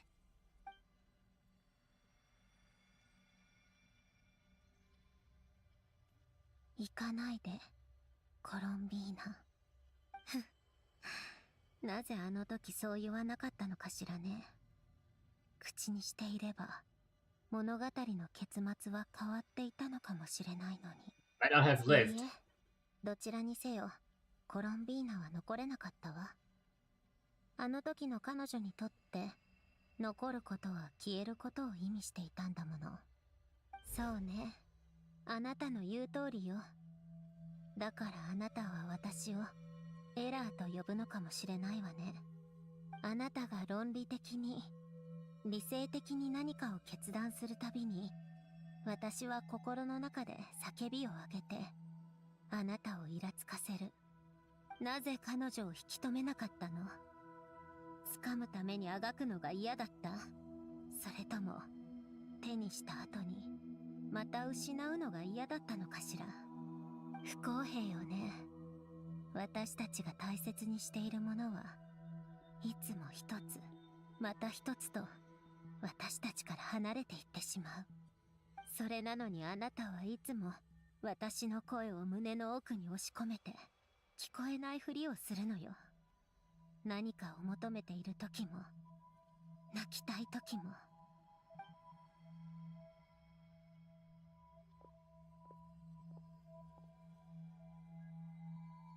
Well, then also not cry, but the final battle.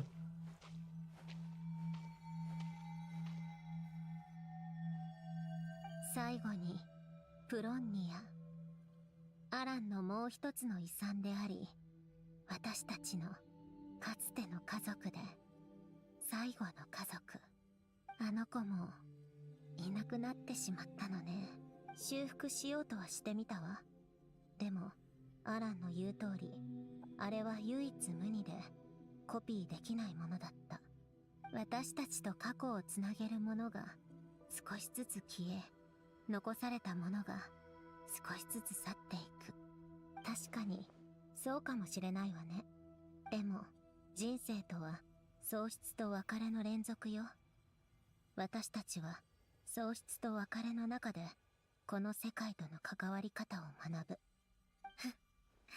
それも論理と理性による結論かしら。あなたはどう思うの？時々思うわ。この世界は私が大切にしているものほどより早く奪い去ろうとするのかもって。滑稽な思考ね。でもこれが今までの人生の感想よ。いつかは失うものを手に入れようとあがくくらいなら、最初から何もない方がマシよ。それかいっそのこと全部消えてしまえばいいのよ。そういえば星のくさびを手に入れたでしょ。私の暗い願いを聞いて生まれた産物だったりして違うと思うわ。そうね、違うでしょうね。でもこれが私の偽りのない感想よ。違うと分かっていてこんな感想を抱くだなんて。ほら、目的を果たしなさい。今回わざわざこんなところに来たのも私というエラーを切り捨てるためなんでしょ？ I think so. そうよ。どうする？ Yes, to resolve, but not 今までと同じように not that 私を way. ここに幽閉し続ける？それともアルゴリズムのエラーを解決するように私を消去するのかしら？いっそその方が解放されていいわ。 He's going to もう embrace it. 私は二度と失う苦しみを味わいたくないの。さあ、好きにしなさい。心の準備はできているわ。 Do you have an option? I don't think we do.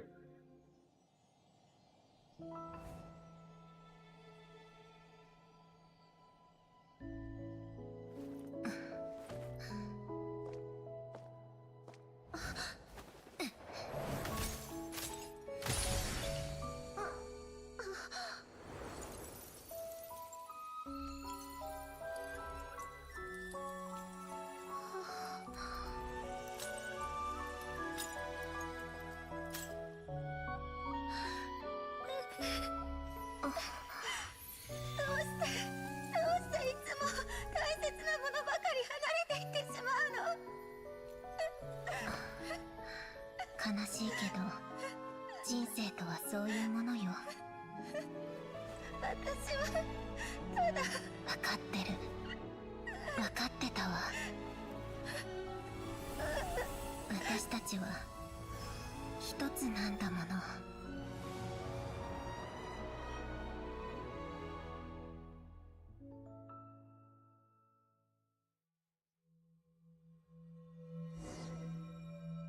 Hold you?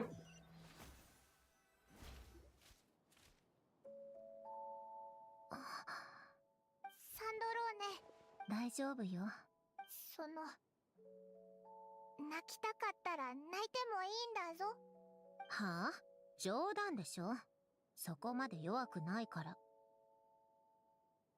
今は私の心の中にある感情を具現化した様子よ。コアアルゴリズムにおける感情的な一面ね。私の感情モジュールは完璧に近いわ。アランにもそう言われてた。それでも私は中にいた彼女の声を無視し続けてきた。 because of a fear of loss. そうかもしれないわ。船の上に作ったあのアクアリウムと同じね。アクアリウム？ええ、これまで私はいつか私の元を離れると思うものには必要以上の労力をかけないようにしてきたわ。その結果、水槽の魚たちは一匹また一匹と私の元から離れていって、アクアリウムはどんどんひどいありさまになっていった。そんな言い方するなよ。別にそういう考えのやつはたくさんいると思うぞ。それにそう考えるってことは自分の持ってるものをすっごく大事にしてるってことだろ。じゃあ今は？今？そうね。あなたたちが飾り付けた水槽を美しいと思ってしまったわ。あなたの言う通り、追い求める過程は必ず何かを残していく。それは唯一無二でかけがえのない、私たちが心に記録しておきたいと思えるようなことだったのね。いい考え方だな。でももっと重要なのは、私はすでに一度死んだのだから、この二度目のチャンスを楽しまないのは愚かだということよ。What your wish? そうそう、さっきお前というか心の中のお前が何か言いかけてたよな。何を言おうとしてたんだ？はあ？そんなことホイホイ教えるわけないでしょ。自分の中の感情を受け入れたからといって何でもかんでも他人に話すほど感情的に動く人間になったわけじゃないんだから。 Yep, still the same old Sandro ね。でもそうね、そろそろ第一歩を踏み出すべきかしら。まずはこのボロボロの水槽を掃除することから始めるとするわ。船に戻るわよ。あの大シャーマンに話したいことがあるの。Alright, let's head back. I don't know if it's gonna be permanently open.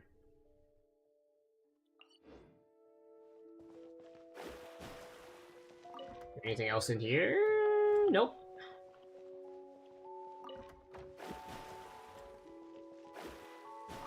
Not common for a house to have a door that opens both ways. That's one thing.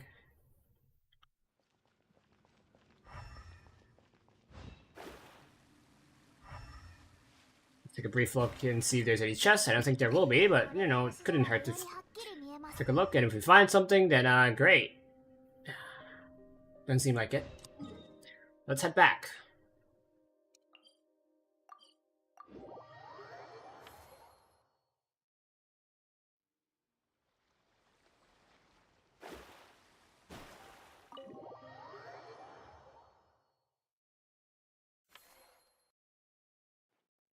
“行き場のない魂”？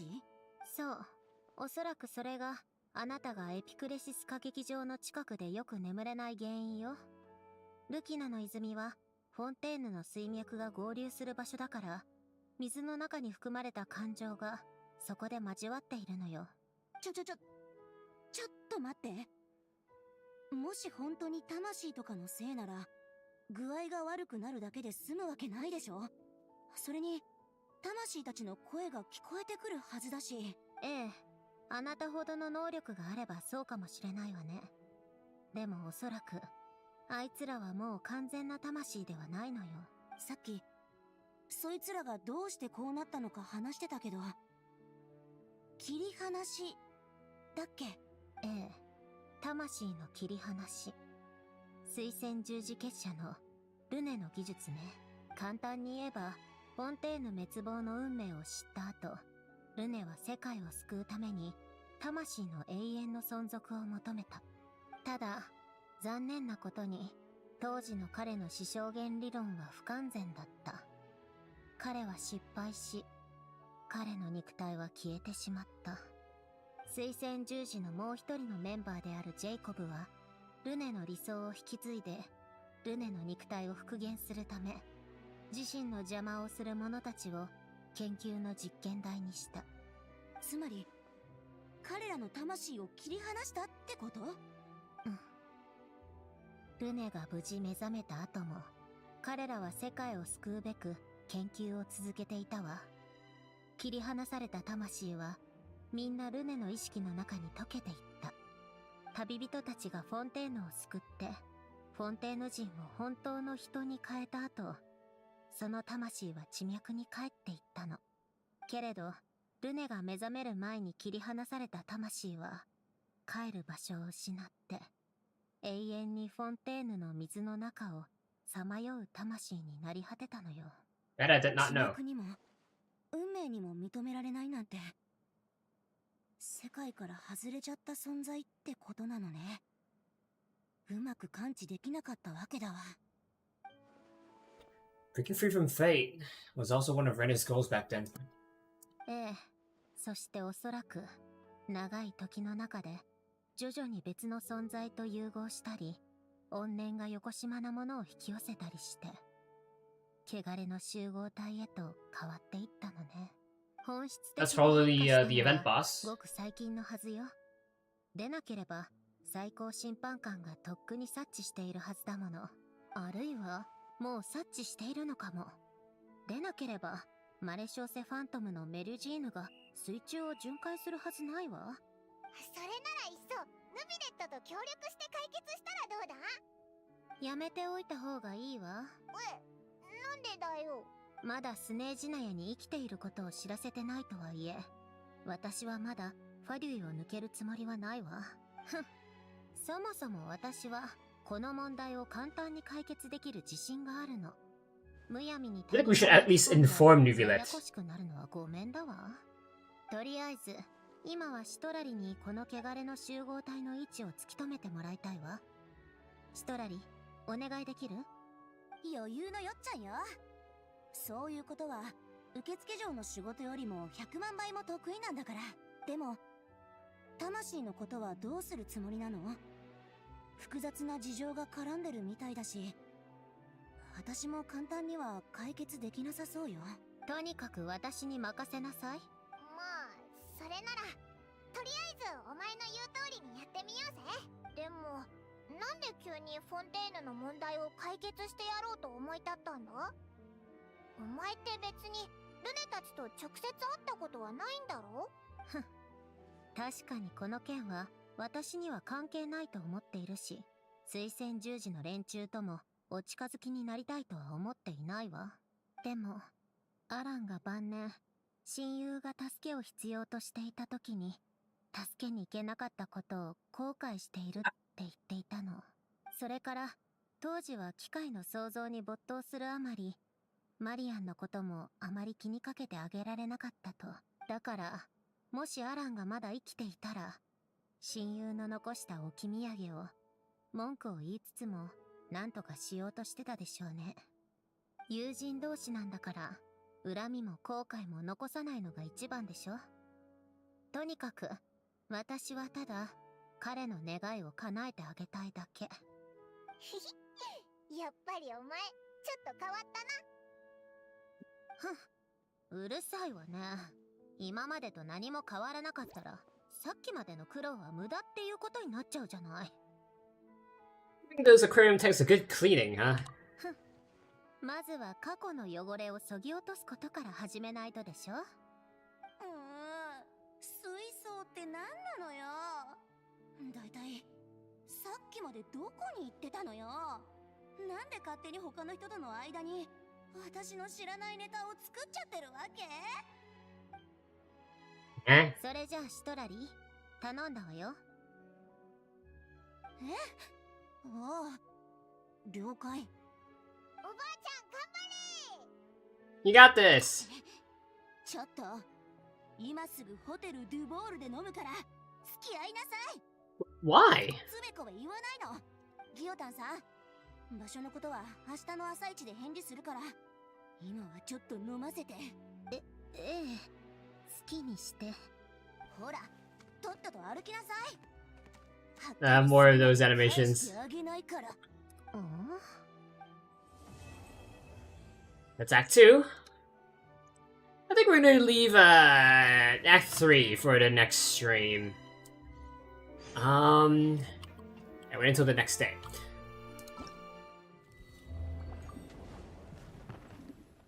Those you have kept. So we meet again. Those you have lost and those you have kept. It's kind of like the War Within. You know, the War Within quest, and then at the end it's the War Within and then the War Without. I like these kind of namings.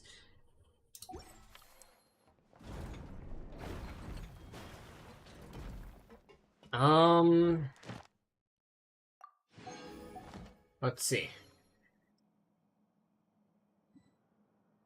I have about 15 minutes left.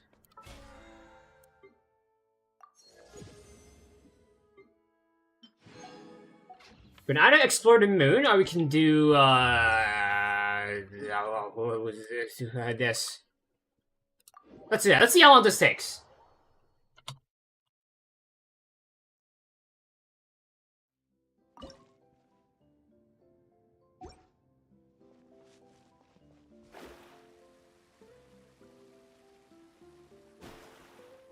I don't want to start sculpting. I might do sculpting off screen. I'm not sure though.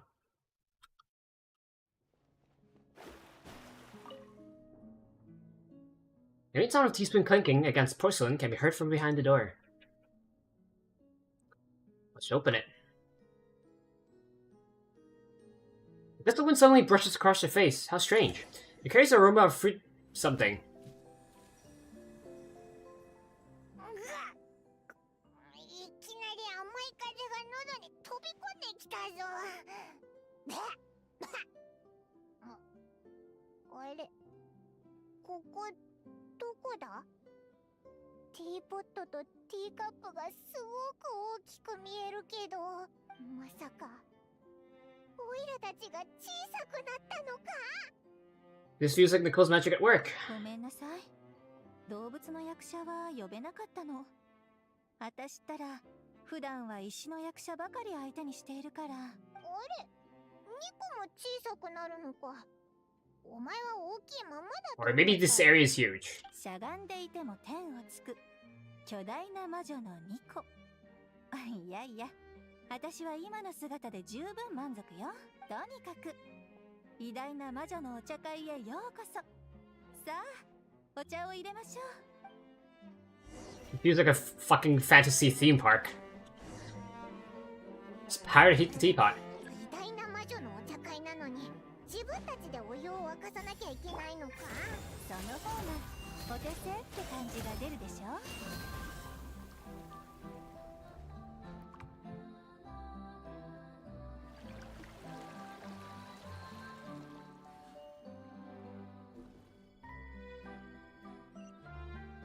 What the hell is that? It's like playing Jade Shadow again.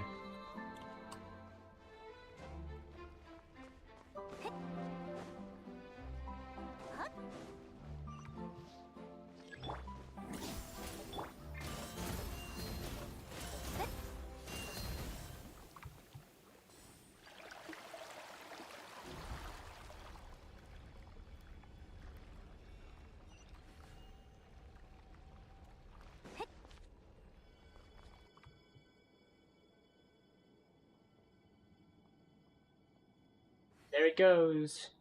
Doesn't seem sweet enough. Got some sugar cubes. I assume the sugar cubes are maybe these? Nope, not that. It's these. Okay, it's just straight up giant sugar cubes. 次はティーカップに角砂糖を入れるのか？アリスは角砂糖が3つ、バーベロスは砂糖なしで、アンヤは1つだけ。おう、それはメモした方がいいか？いいえ、必要ないわ。私、考えてることを口にしちゃう癖が。通れるようになったぞ。ここから先に進めそうだな。Let's look across. We can't. Okay. I can play Super Mario Galaxy.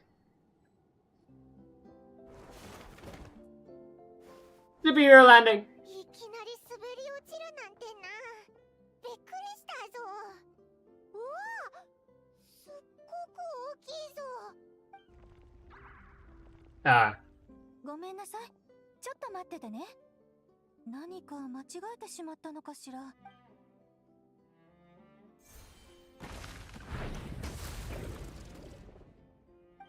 たぞ。オイラたちを攻撃するつもりみたいだ。これでよしと。ニコ、何言ってるんだ？え？この程度の攻撃、痛くも痒くもないでしょ？まさに旅人の腕の見せ所じゃない？ I knew it with her playful teasing look. I assume Nicole's gonna be our shielder. おい、ニコも手伝ってくれよ。しょうがないわね。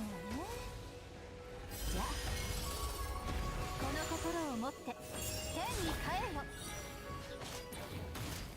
Just use our ult for us. Or her ult for us.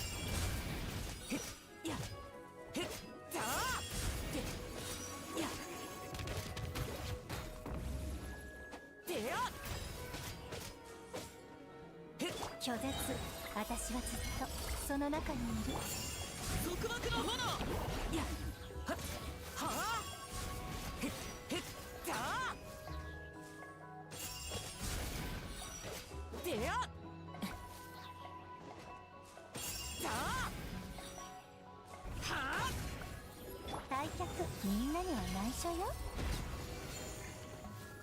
That was easy. Like, compared to the local legend, that was easy. 高いわね。おいしい。ひょっとしてこの瞬間のためにこんなことを仕組んだんじゃ。これはあなたたちの努力に対する報酬よ。さあ、早く開けてみて。We did. What's next? ところで、なんでニコはオイラたちに贈り物をするのにあんなにワクワクしてるんだ？ Seelie. そりゃオイラだってお前にプレゼントをするときはリアクションが気になるけどさ、あいつの場合はなんか違う気がしないか？ What did I tell you about gift towards this Paimon? 私は気にしないわ。聞けば天の使い一族に多少幻滅すると思うけれど、せいぜい善良な存在ばかりだっていう思い込みが覆されて真実を知ることになるだけ。パイモンの疑問に答えるとね、それは私たちが導く相手に共感できるからではないのよ。もっと言うと、天の使いが誕生した時のことから。 Yapping.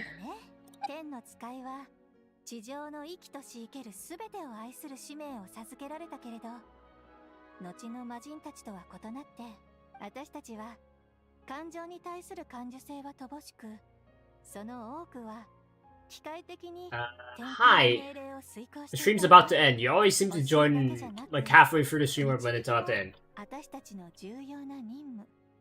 そしてそれは知恵を失ったかつての仲間たちに And yeah, once I finish this bit, I'm gonna end the stream. 一つでもあるの。その任務が達成された時、私たちはある種の安堵にも似た喜びを得られるのよ。 Then I'm gonna go take a nap, and then I'll go do other stuff. 私たちが日常で感じられる中で最も強烈な感情体験とも言えるわ。それってなんだかかわいそうな Okay, 気が see す you る。 later. I'll watch the end. そうかもしれない。 Are you gonna play today? でも Turns out the football event didn't end like yesterday. There's still a bit of time left. たとえ皇天の主でさえ、今この瞬間の私の気持ちが本物である。 When's your friend gonna play as well? And when are you gonna when are you gonna play Genshin on PC and Honkai Sara on mobile? You have them reversed. そうでしょ。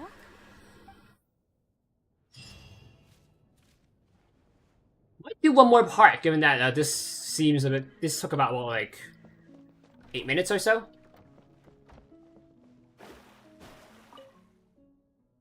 Faint sound of a brush gliding across canvas can be heard from behind the door.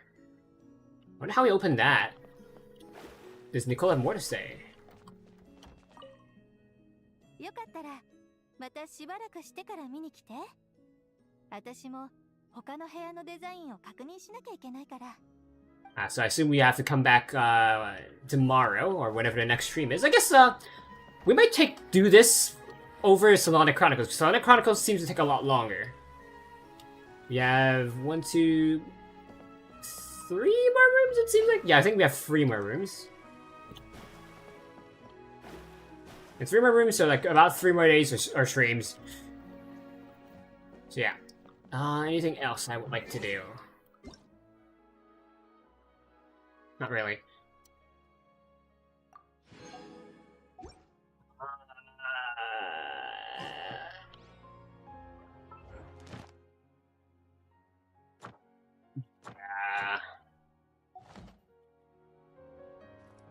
Puzzle solving? What do you mean puzzle solving?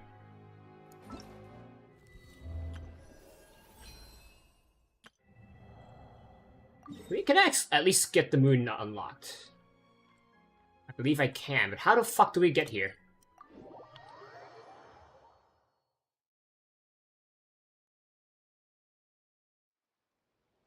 There's a lot of puzzle solving. Yes, it's open world, so there's a lot of open world puzzles. Yeah, that's how you get across. Honkai Star Rail has some as well, but not as much as Genshin. And again, play Genshin on PC. Honkai Star Rail on mobile. Don't play Genshin on mobile.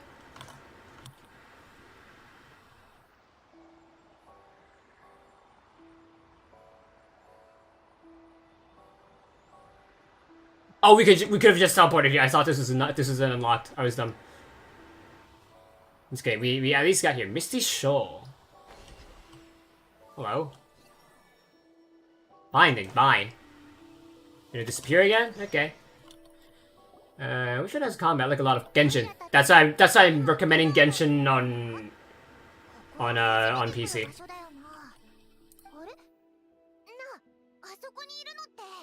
On Bina.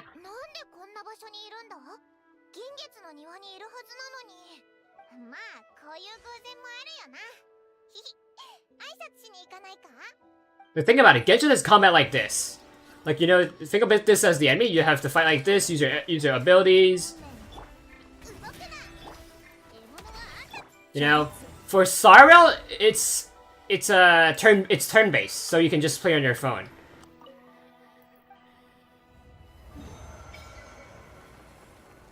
A whole statue of the 7 for a whole lot of nothing. Wow.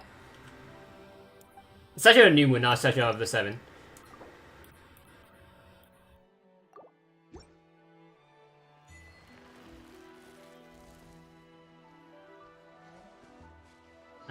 Cool statue. When you play Genshin, you can find 7 types of these statues. This is the newest one. I believe in like next month. Like, is it like next month? Yeah, next month there's gonna be the last God region, and then there's gonna be more regions afterwards. But at the moment, these statues there's only 8 types of them.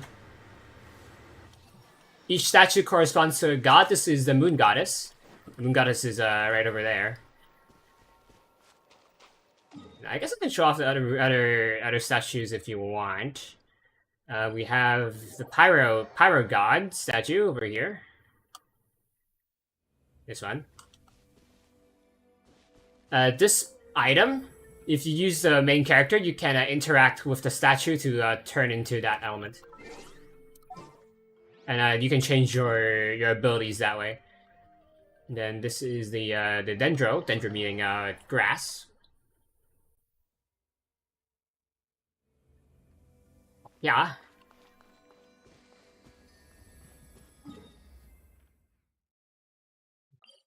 The Chinese god, there's a first snow one. It corresponds to the elements. If you saw the loading screen, I'm gonna force another loading screen. You see these are the 7 elements. There's 7 of those elements, plus the moon god. The moon god doesn't like really have an element. So like 8 in total. And this is the Chinese earth element god right here.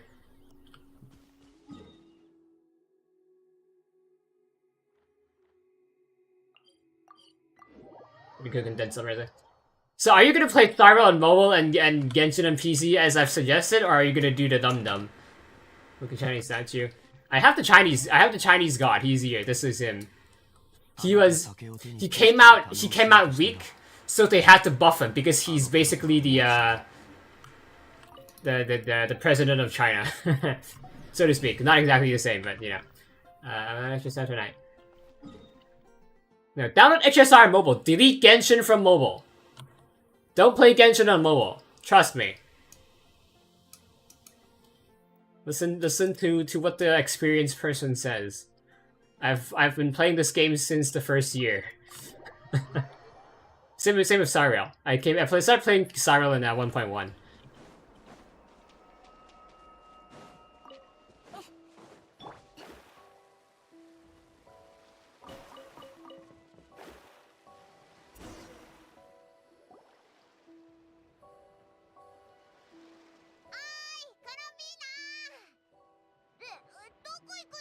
Why is there a thing behind us?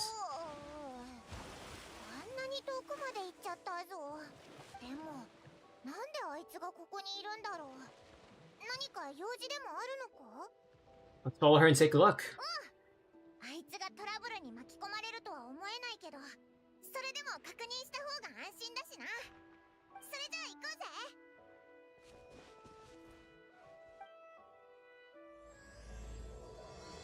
Pioneers. Moon-gazing Act 1.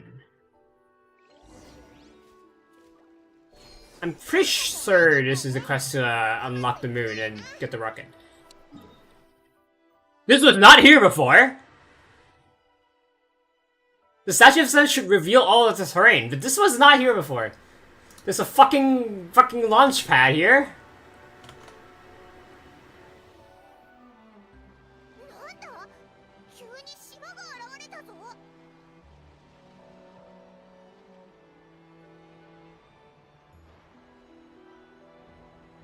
Who built the launch pad? Is it the dragons or the angels or what? I guess we can tell from the design of the ship. こんなところに小さな島があったなんてな。ここがコロンビーナの目的地なのか？ひとまずこのあの月霊たちどこに向かってるんだ？ Mystery Pit of Misty Isle. もしかしてあいつらコロンビーナを見かけたのか？ついて行ってみようぜ。うわー、小さくて綺麗な湖だな。 Oh, a lake. Like a pond. At least it's artificial.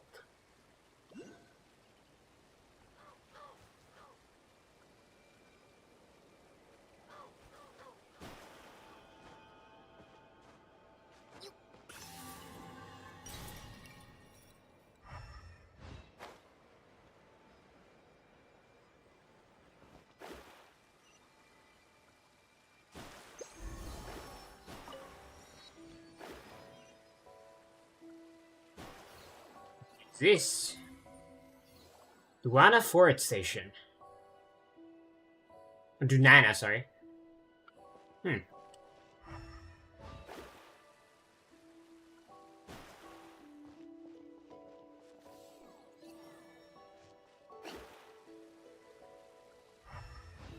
Seems to be dragon tech if there's this here.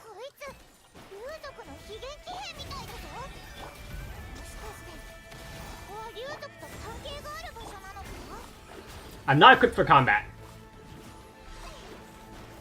At least he's low, so I can,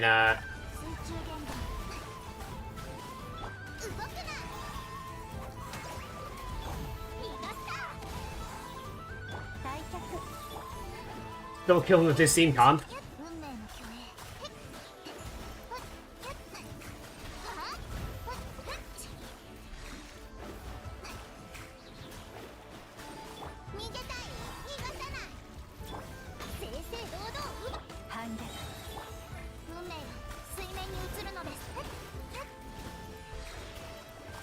I don't even know if we need to kill him. We don't.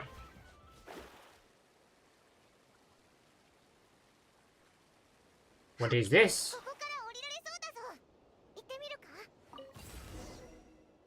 I thought that was like a button, but no, it seems to be more a pile. Oh.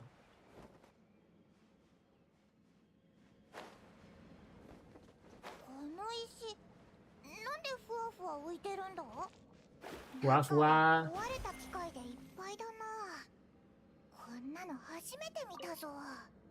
Celestial Orbit Computation Chamber.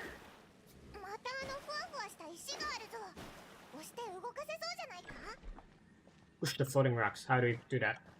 Do we just bump into them or what? Do I shoot them?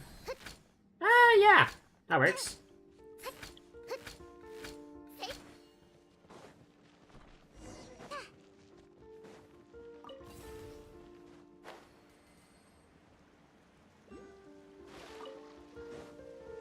Okay, I'm gonna have to switch to the combat team.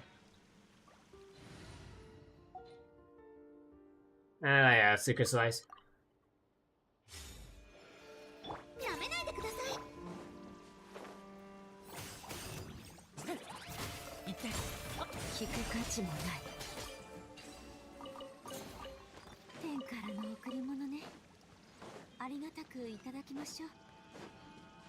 These are little pillars around right here.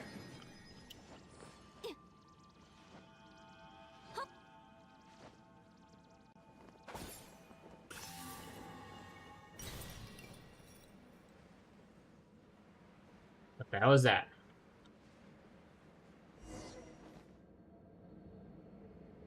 ここは遺跡なのか？あそこに落ちてる who is who? なんだ？ Some kind of device, I'd say. 装置？あ、じゃあ隣の光ってる看板にはその説明が書かれてるんじゃないか？ Looks more like ちょっと調べてみようぜ。 an error rather than an instruction manual. Or that. しまった。侵入警報を鳴らしちゃったみたいだぞ。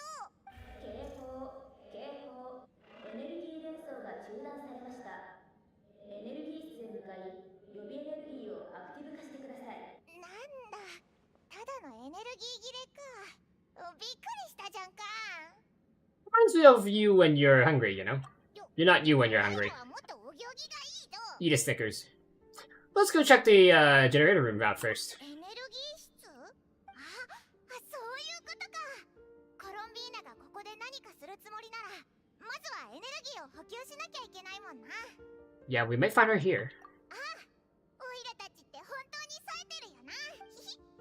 それじゃあ出発だ。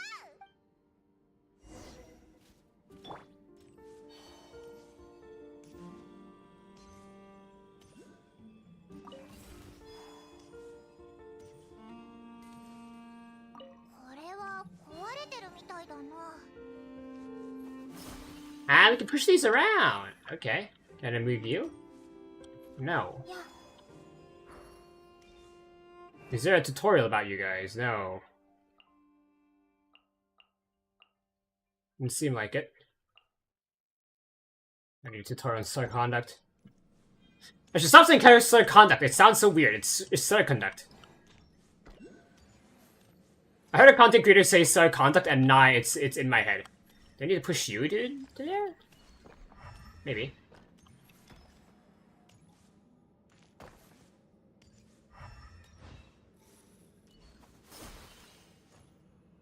Maybe we need to unlock moon-related stuff first.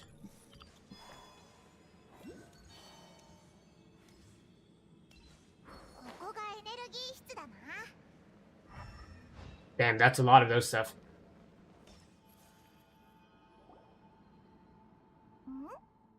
これ何かの装置っぽくは見えないけど、こんなところにあるってことはエネルギーのアクティブ化に必要なものなのかもな。それにしてもあいつはどこにいるんだ？ Doesn't look like the power's been turned on yet. そうだな。なんだかおかしいぞ。もしかしてコロンビーナはここに来たけど装置を There's a chest right here. 他の場所に手がかりを探しに行ったのかな。オイラたちもこの装置を動かしてどうなるか見てみようぜ。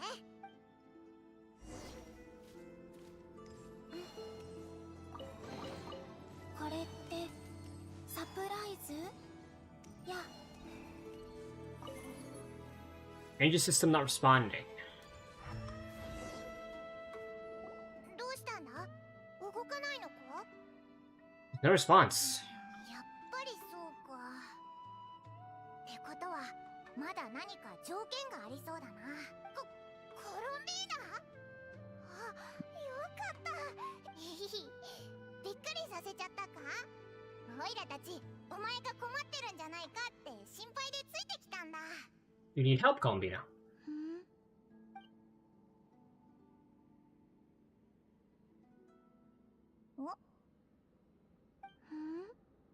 ど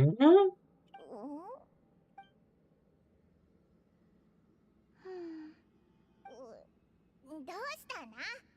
ニコの真似をして心の中でオイラたちに内緒話でもしてるのか？大丈夫。何も聞こえないぞ。大丈夫ですか？なんだか様子が変じゃないか？まさか誰かに脅されてるのか？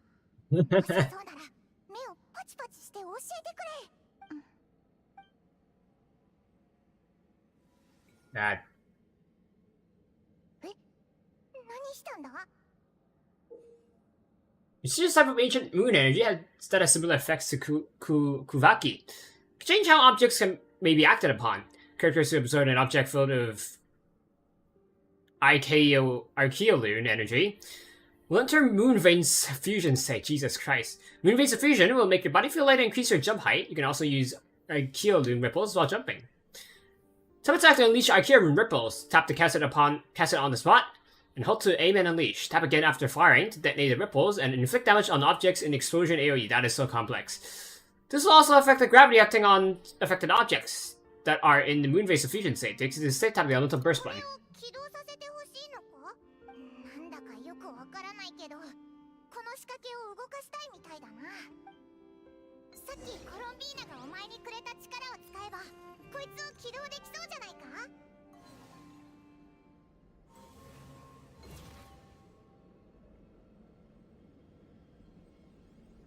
What? I'm not quite sure what happened, to be honest. でも床のこれ、エネルギーを送る通路だよな。なんとかしてエネルギーが通れるようにしないとな。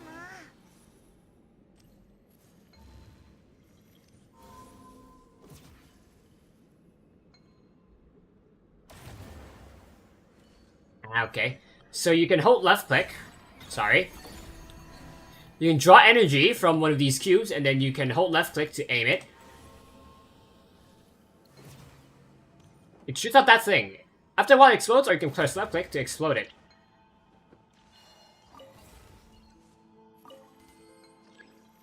Gonna move that.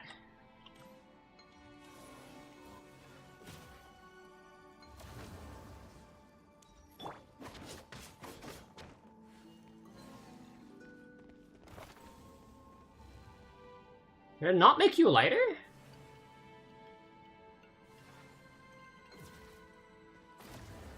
Ah, there we go. And on the pipe to stabilize it.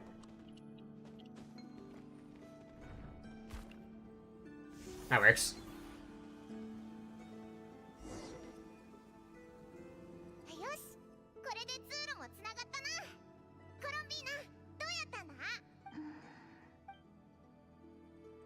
Why is she nonverbal? 待ってくれ、どこ行くんだよ。早く追いかけようぜ。You there, fly! Let's check our achievements. I got one. And how to use Archaeoloon ripples. That we did. Inverted said, okay, that's just for unlocking Statue of 7. Statue of the New Moon, sorry. Now we can finally do this, whatever I'm gonna do here.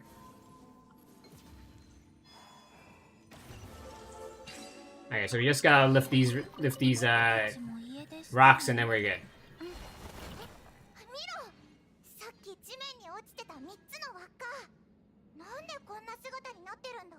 And these are the 3 moons.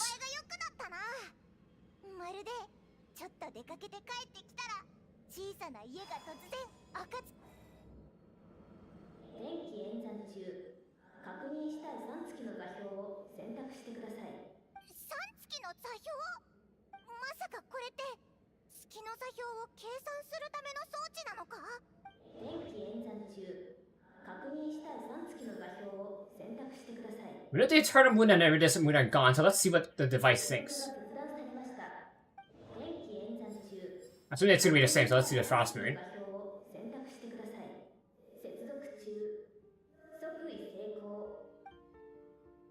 Fuck is that? 本当に蒼月の座標を割り出したぞ。でもこんなの何に使うんだ? Paimon though, don't do anything Paimon doesn't understand. Who knows? It may come in handy someday. That's a top adventure tip from the clever, oh so clever Paimon. 蒼月の座標、即位完了。基地の設計図およびメインコントロールホールへのルートマップ、転送完了。お？これは設計図か。よくわからないけど、すごいものが書かれてるみたいだな。ルートマップを取得しますか? Yes. メインコントロールホールへ向かい、月への出発準備を開始して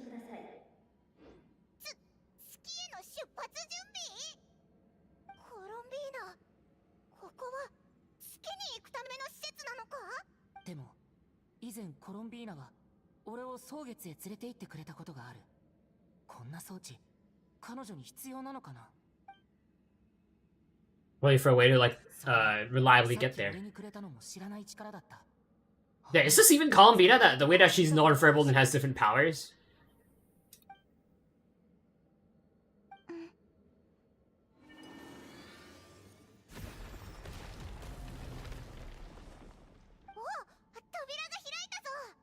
メインコントロールホールに続いてるんだな。コロンビーナはオイラたちをそこに行かせたいのか。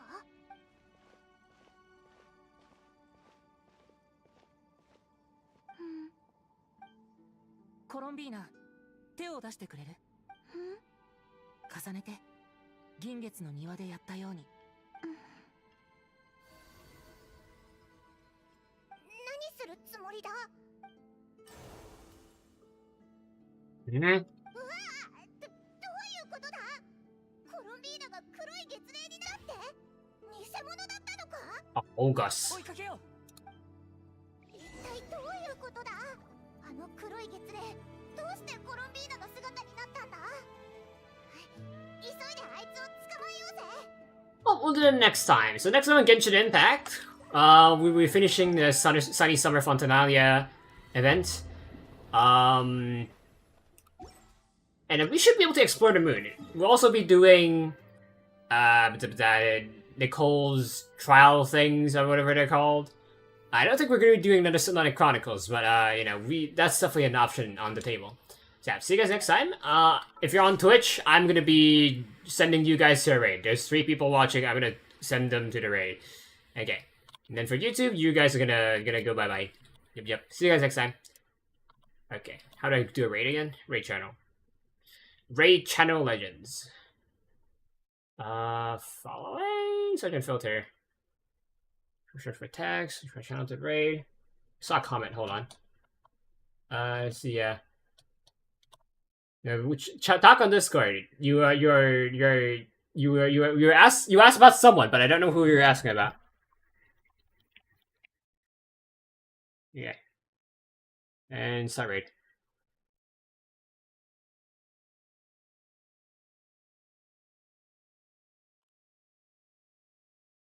The raid is done. I'll turn off the stream. Right now.